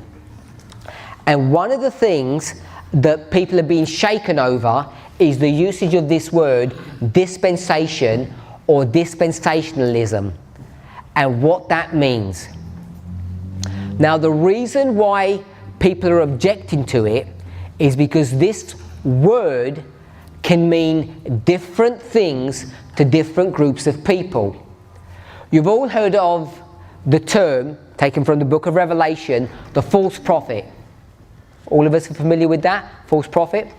Now, another way of using the word false, or the phrase false prophet, if we were to identify this entity, I would call it Protestantism, or apostate Protestantism. So apostate Protestantism is a synonym, another phrase that's used for the term false prophet. False prophet, apostate Protestantism. You can use them interchangeably. And this word dispensationalism is used by this body of people. And the way they use that phrase, that word dispensation or dispensationalism, they have, I don't want to say it's the only way they understand it, but they can use this word in a particular context that they want to make some prophetic or doctrinal point or statement, which is fair enough. Now, we've used this word in our movement for a long time, and when we've used it in the context of line upon line. And everyone in this movement knows that that's what we've done. It's been understood and recognized from the very beginning when people have used that word. But today, those people, or as those people who have left this movement, what they're now doing in their critique of the work of God's movement is to review what has been taught in the past and what is currently being taught, and to critique it.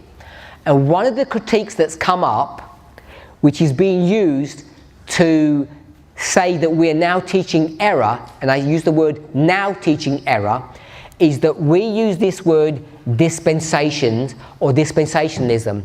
And because we've taken this word from apostate Protestantism, this is what they teach, it's proof that this movement, us, those in this room, those of you who are listening to myself and other presenters, other teachers, have entered into error, because what we're doing is we're taking apostate Protestant terms like dispensationalism and introduced it into our message. And this is the same foolish argument that people used for the word fractals or tessellations, repeating patterns, or scalability. It's the same argument, that because one group of people take a word and use it to their own end, if we chose to use the same word, it doesn't make that word evil, ugly, or bad. We use the word dispensation in a very specific and, I'm going to say, correct way. So just so that you know, the word dispensation wasn't invented by me. It wasn't invented by this movement. In fact, it's a word, I don't want to say it was invented by Paul, because Paul didn't speak English like we do, but it's actually found in inspiration. It's a word that's used 4 times in the scriptures, all in the New Testament, all by Paul.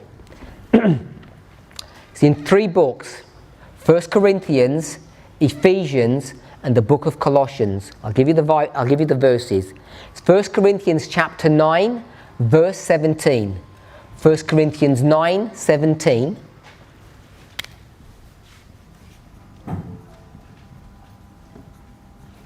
Ephesians 1:10.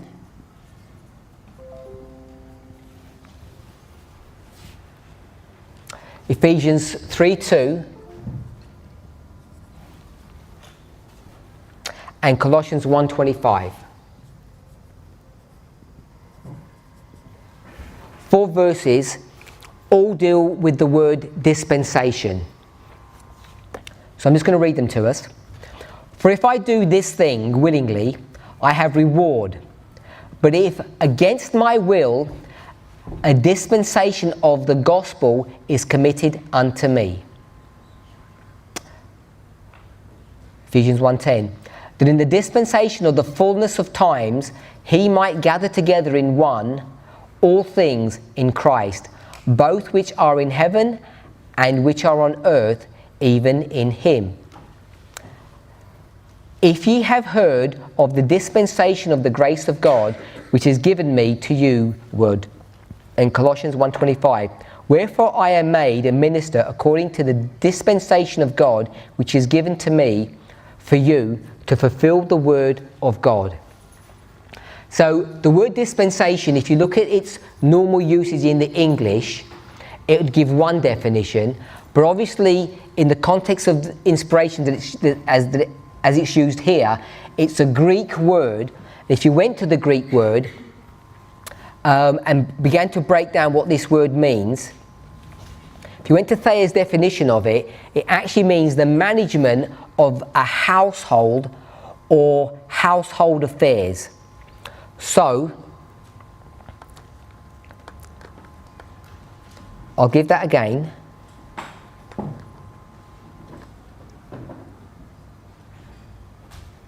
So it's to do with the management of a household. So if I were to ask you, all of these verses that we're speaking about, when it talks about, if I were to ask you the household, what would that mean? household. In the context, what would the household be in these verses? What would that be talking about when it said the household? The church. God's what? God's family. We'll go with God's family. A household is obviously a building, but it's not the building itself. It's not the house. It's the people who live in the house, the household, the people of God. So when it talks about dispensation, it's talking about the management of God's people. That's a simple, I call it a biblical definition, if we can use that term loosely. It's a Thayer's definition of what dispensation means. It means how you manage the affairs of God's people. When you look at the context of these passages, we only read the verse itself. You'd have to look at the context, not only of the verse, the chapter, and then the book itself. When you start dealing with the household of God, the reason why I was reticent to use the word church and wanted to use the word family of God or the household of God is because in the New Testament we're in a period of flux. And what I mean by that is that you've got the Jews, the Hebrews, the disciples, and you've got people joining them, which is the Gentiles. The people who join them, those Gentiles, are they God's people or are they Satan's people, if I can say it that way? They're from the world. They're not from the church. Who would you call them? Satan's people? Everyone would go with Satan's people? So if I took that story and put it to one side and did this fractal thing, which would be repeating patterns, and I took you to Revelation 18 verse 4, don't need to turn there. Revelation 18 verse 4, it says her. Who is her in 18 verse 4? Sorry? It's the world, Babylon. It says, come out of the world, Babylon, who? My people. Who is the my? God. So come out of the world, God's people. So if we took that and brought it back to the story of Christ, all those people that are coming from the world, are they the people of Satan or are they people of God? They're the people of God, but they're in Satan's kingdom, but they're people of God, yeah?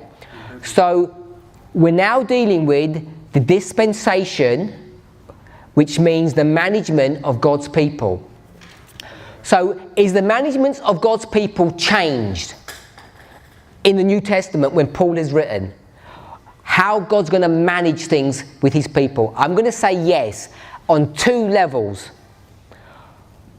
Before, when you asked about how you manage the affairs of the house, the household, how you do things, the rules and regulations of the house, have the rules and regulations changed? Yes, there's been a big change because before, to keep things in order, you had to do sacrifices. And now, to manage the household, you do sacrifices. No. So the management has changed. Sacrifices before and no sacrifices now. So then we deal with the management of God's church or the household. Before, could his people that lived in the world join? Could they join? Uriah who was Bathsheba's husband called? Uriah the Hittite. So he wasn't an Israelite. Could he join the church? Sure.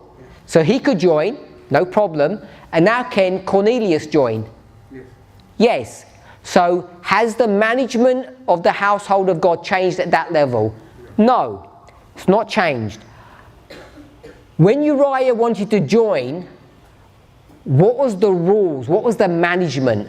When we talk about management, we talk about managing, which is all about rules. What's the rules to join? Marriage.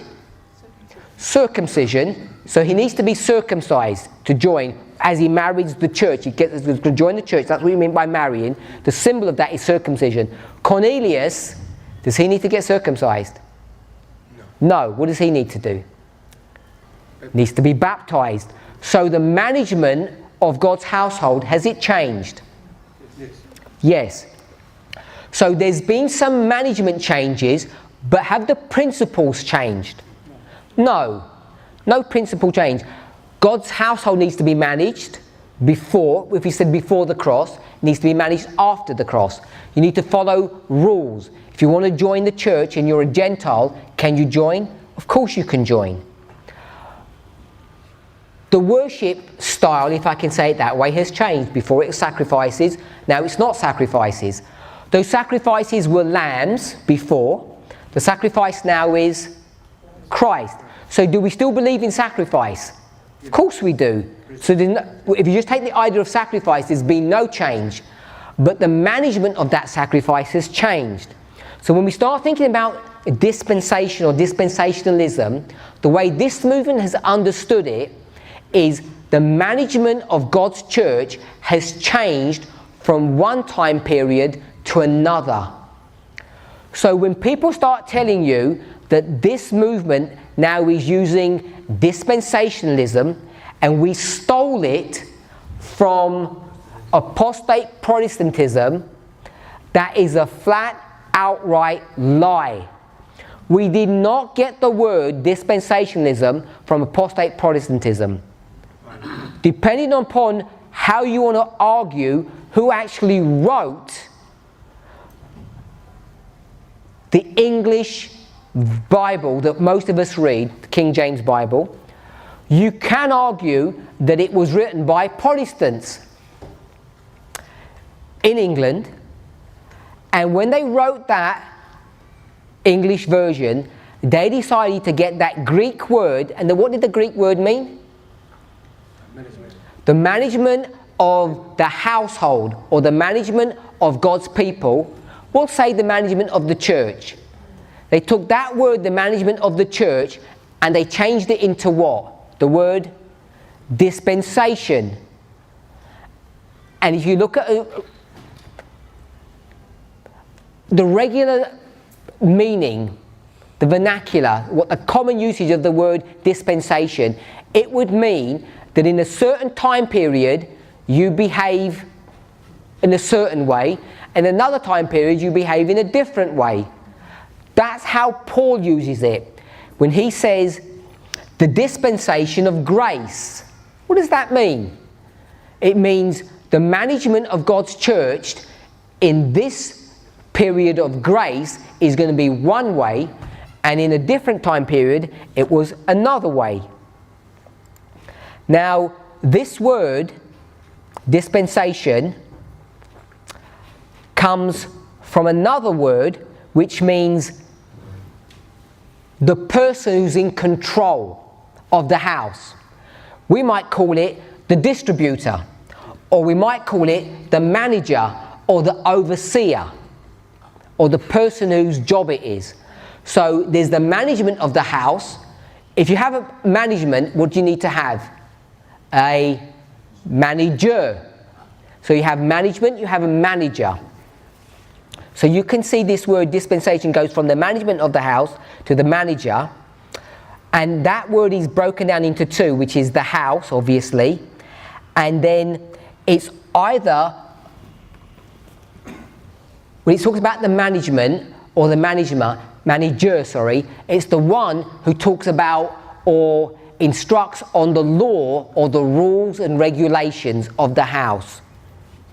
So the word dispensation says, or is dealing with, the laws, the rules, the regulations that are in or govern the church. Do we agree with that? That's the definition of it. So if you see that, you know that the rules that govern the church before the cross and after the cross change. If we're okay with that. So we know that there is a dispensational change from before the cross to after the cross. And not only do apostate Protestants But also Ellen White uses that word dispensation in that same context. It's the rules that govern how the church operates from one age to another. And what dispensation are we living in? According to Paul, we're living in the dispensation of grace. Ellen White might use the phrase, we're living in the dispensation of Christianity. In the dispensation of Christianity, are there different dispensations? For certain there are. There are dispensations that deal with no time setting, and there are dispensations that deal with time setting. We know that because the Millerites from 1798 are living in a time period where the rules that govern the church are now going to have time introduced to those rules that govern the church. Are they not? We know they are. Daniel 8:14. Prior to that, you could not deal with the subject of time. So this idea of dispensationalism is well grounded in our movement's history, and we are not changing the way it's being used. Ellen White often uses a different word, not dispensation, but she uses the word dispensation over and over again. In fact, she talks of the word dispensation, just the word itself, 246 times.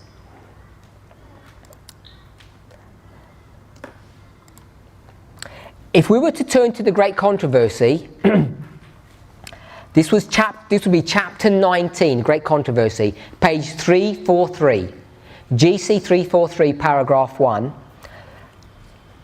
says the following: the work of God in the earth presents from age to age a striking similarity in every great Reformation or religious movement.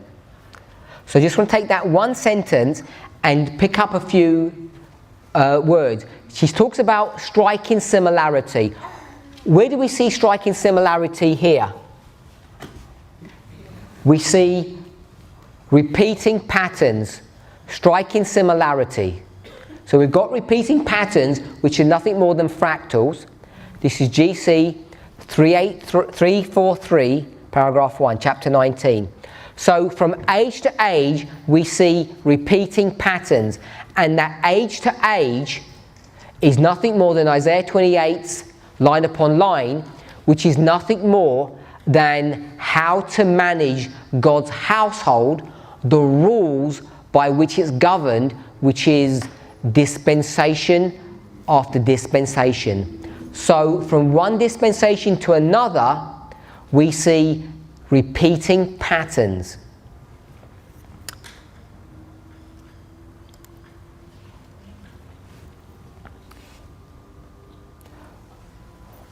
The reason why this subject has become an issue in our movement is the following. If we had kept the word dispensation and we had kept it at this scale here, Isaiah 28 scale, those people who have left this movement, Future for America and all of their followers, this issue of dispensationalism and the accusation that we've stolen it from apostate Protestants and we're now into spiritualism would never have been an issue. It would have never been a point of contention because they believe in Great Controversy 343 from age to age. From age to age, they know that, and they believe in the concept of striking similarity, which is repeating patterns, which is fractals. So they're not attacking fractals because they're comfortable with that word, even though other people who have left the movement are not comfortable with it. But what they're not comfortable with is the word dispensationalism in the direction in which we have taken it. Just want us to see that they would be comfortable with age to age, line upon line, and they would be forced to agree with from dispensation to dispensation, because Paul himself in these passages says what?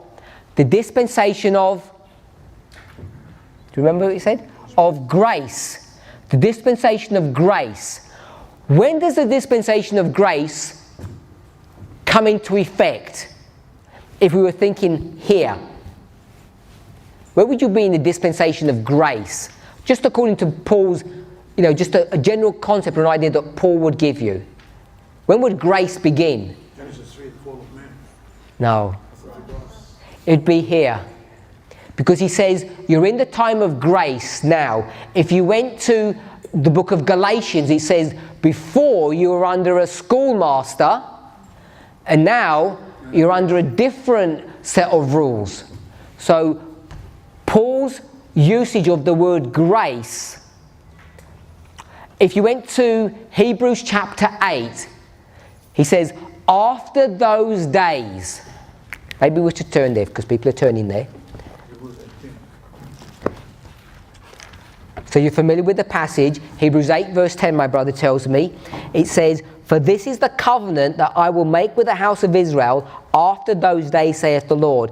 I will put my laws into their mind, and I will write them into their hearts, and I will be to them a God, and they shall be to me a people. And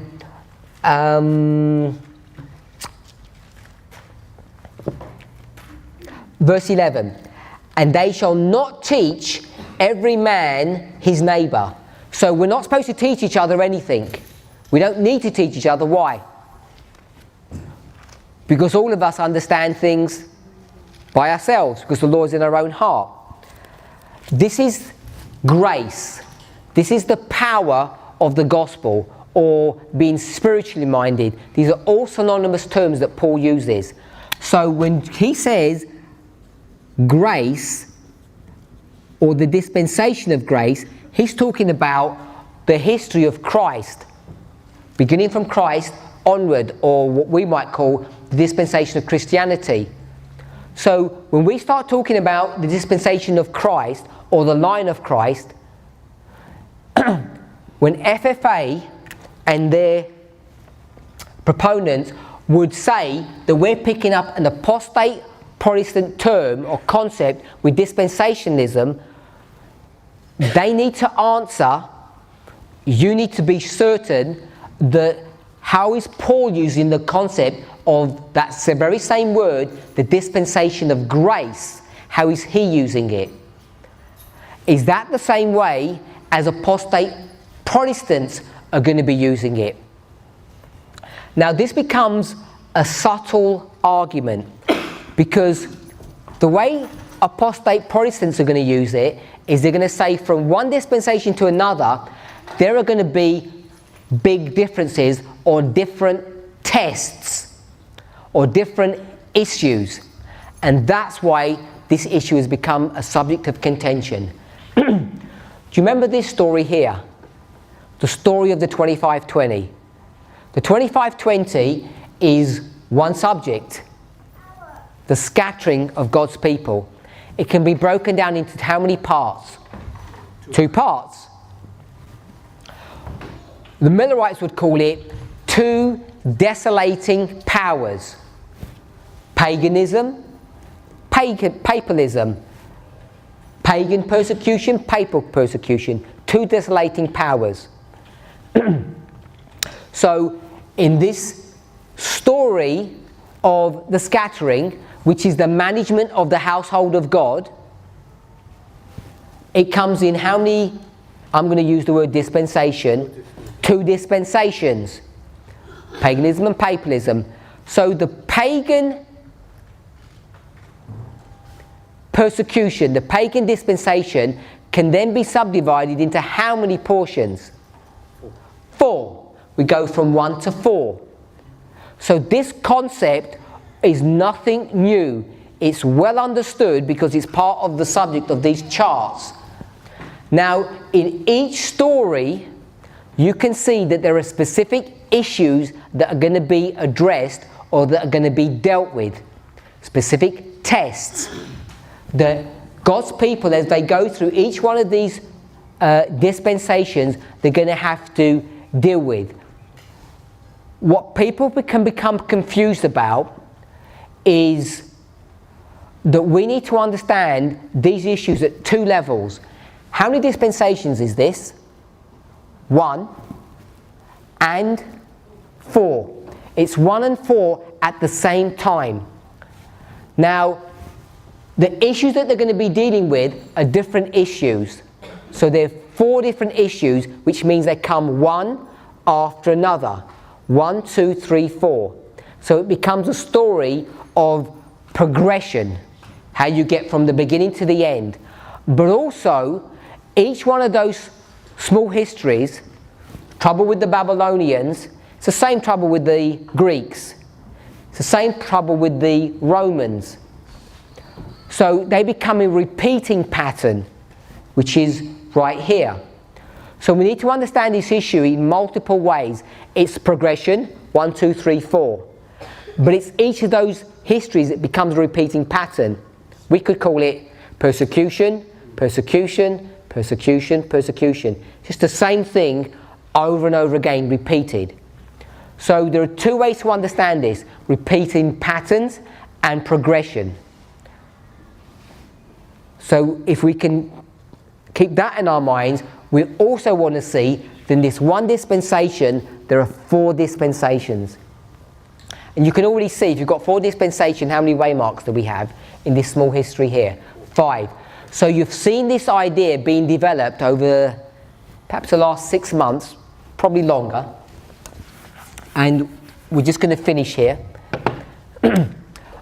What we are now doing, when we start taking the concept of fractals, scalability, which is nothing more than the subject of dispensation, when we start taking the history of the priests, remember here, I did the 144,000, and then I did this. All of this is fractals. Priests, Levites, and Nethinims. Not only are they fractals, but they're also dispensations, because what would we call this? The history of the priests. You can use that word, but you can also see use the phrase, the dispensation of the priest. The rules of engagement, the rules that govern God's house in this history are they the same as the rules that govern the Nethinims? No, they're not. They're different. Who brings the message to the priests? You don't need to answer that. Someone brings the message to the priests. Who brings the message to the Nethinims? Someone else does. So the message that's brought to the Nethinims is brought by an outside party, if I can say it that way, another group. The message that's brought to the priest is not done by an outside party. There's not another group that brings the message to them. They work out the message themselves. That's why I didn't want to say God. They work out the message themselves, but the Nethinims do not work out the message themselves. Neither do the Levites.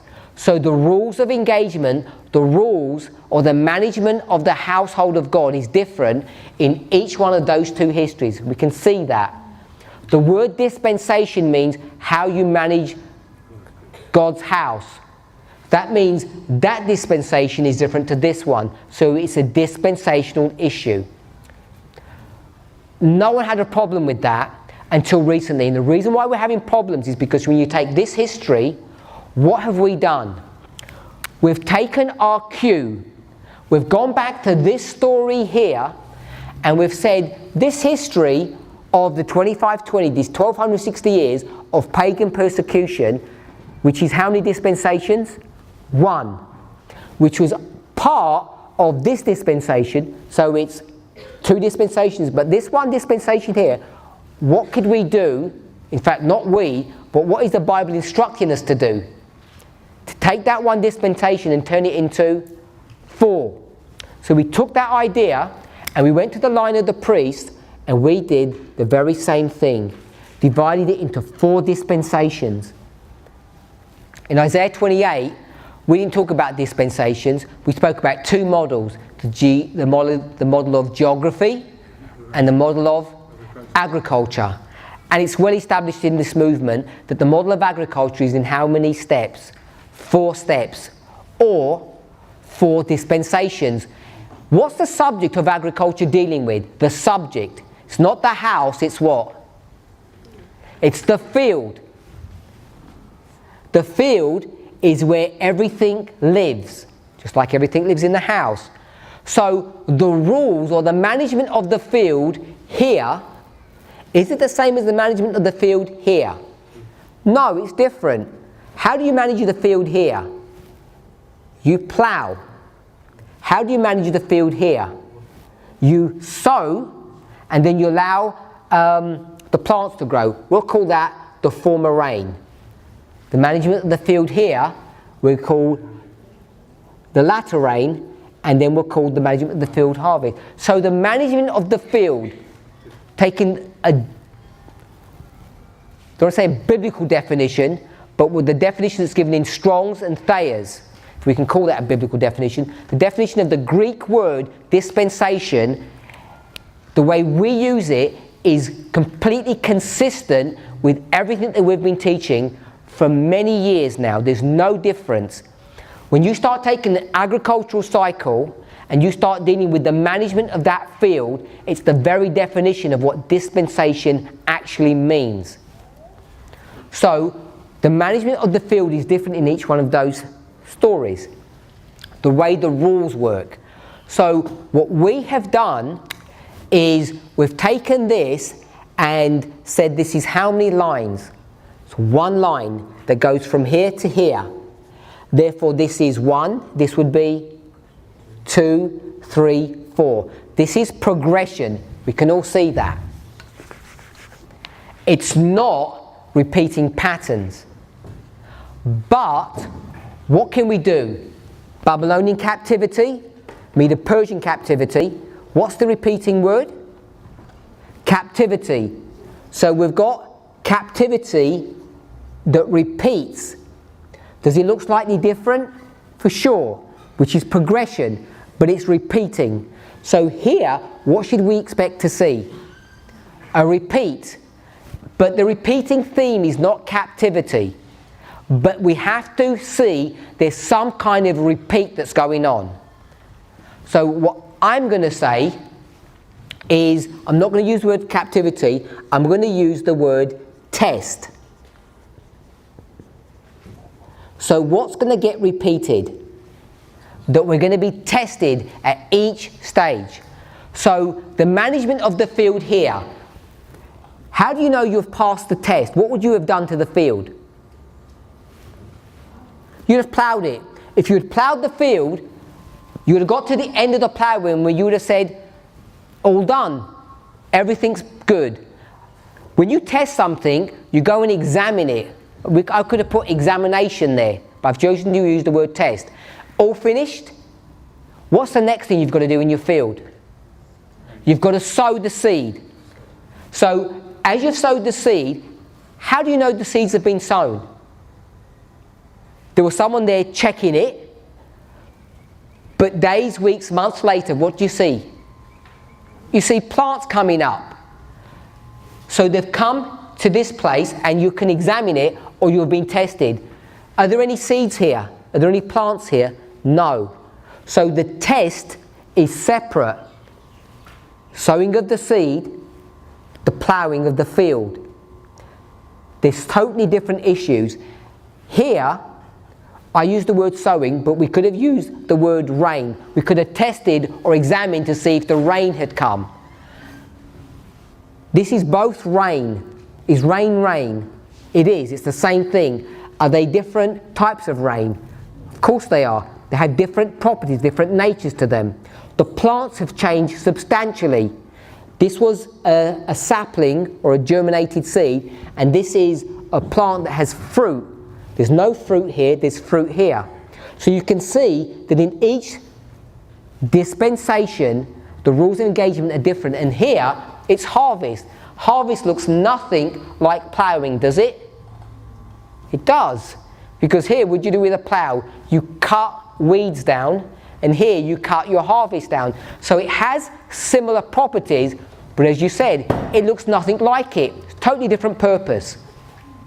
So I want us to see that there's this repeating concept, which is dispensationalism. And the reason why Future for America has now got a problem with dispensationalism, and they are disingenuously, which is a soft word of saying lying, They're saying that we now have taken an apostate Protestant term and now we're introducing spiritualism or apostate Protestantism into our message. The reason why they're saying that is because they don't like this concept, this idea. And the reason they don't like this concept or idea is because it introduces an important principle for us to understand. Because when you put the waymarks into this story, and you say this is 1989, and 9/11, and 2014, and 2019, and 2021, when you start putting dates and the associated events that are being produced here, what they want to do is they want to have a continuum. They only want this one here. They don't want this broken up into parts, because as soon as you break it into parts, what it does is to say that you have a repeating pattern. And if you have a repeating pattern, then the story that's going on in this history is a repeat of what? A story that went on in this history. And now we're in a history here where Future for America and its leadership have now failed the test and have left the movement. Because we're in this dispensation number 3. In dispensation number 3, the test, you can pass or fail. Now you know that those who pass the first test, first angel's message if you want to use it that way, when it comes to the second test, could they pass or fail the second test, second angel's message? Yes, they can. They can pass or fail. All good and well. But if you're at the second test, if you had failed test number 1, first angel's message, can you pass the second? No, you cannot. So this is what the issue is. If you pass this one here, we'll call it test number 1. When you come to test number 3, can you pass or fail? You can pass and you can fail. You can pass or fail. Well, if you'd failed that test, when you came to here, can you pass or fail it? No, you will definitely fail. The problem is, if you take this story as progression and you don't see these individual tests, what they want us to believe is that this is one singular subject, one singular test. So it's a continuum. And what you cannot therefore do is point the finger to someone in this history and say, you have failed the test. Because they don't believe there's any test to be failed yet. It's only when you bring in the concept of dispensationalism that you can break up this one dispensation of the priest, and you can see that even though you pass this one, you can fail this one. And there is clear evidence now, the Future for America, and all the people that follow them, have failed the test in this dispensation, whilst at the same time, all of those people had done what? Passed the test in this dispensation. So it's a perfectly viable option to pass here and fail here. And the reason why I just pick on these two is because of the subject matter. We know the Future for America and the leadership team there, they were the ones that were driving the testing message in this dispensation. They were the ones that created the test, if you like. They were the managers.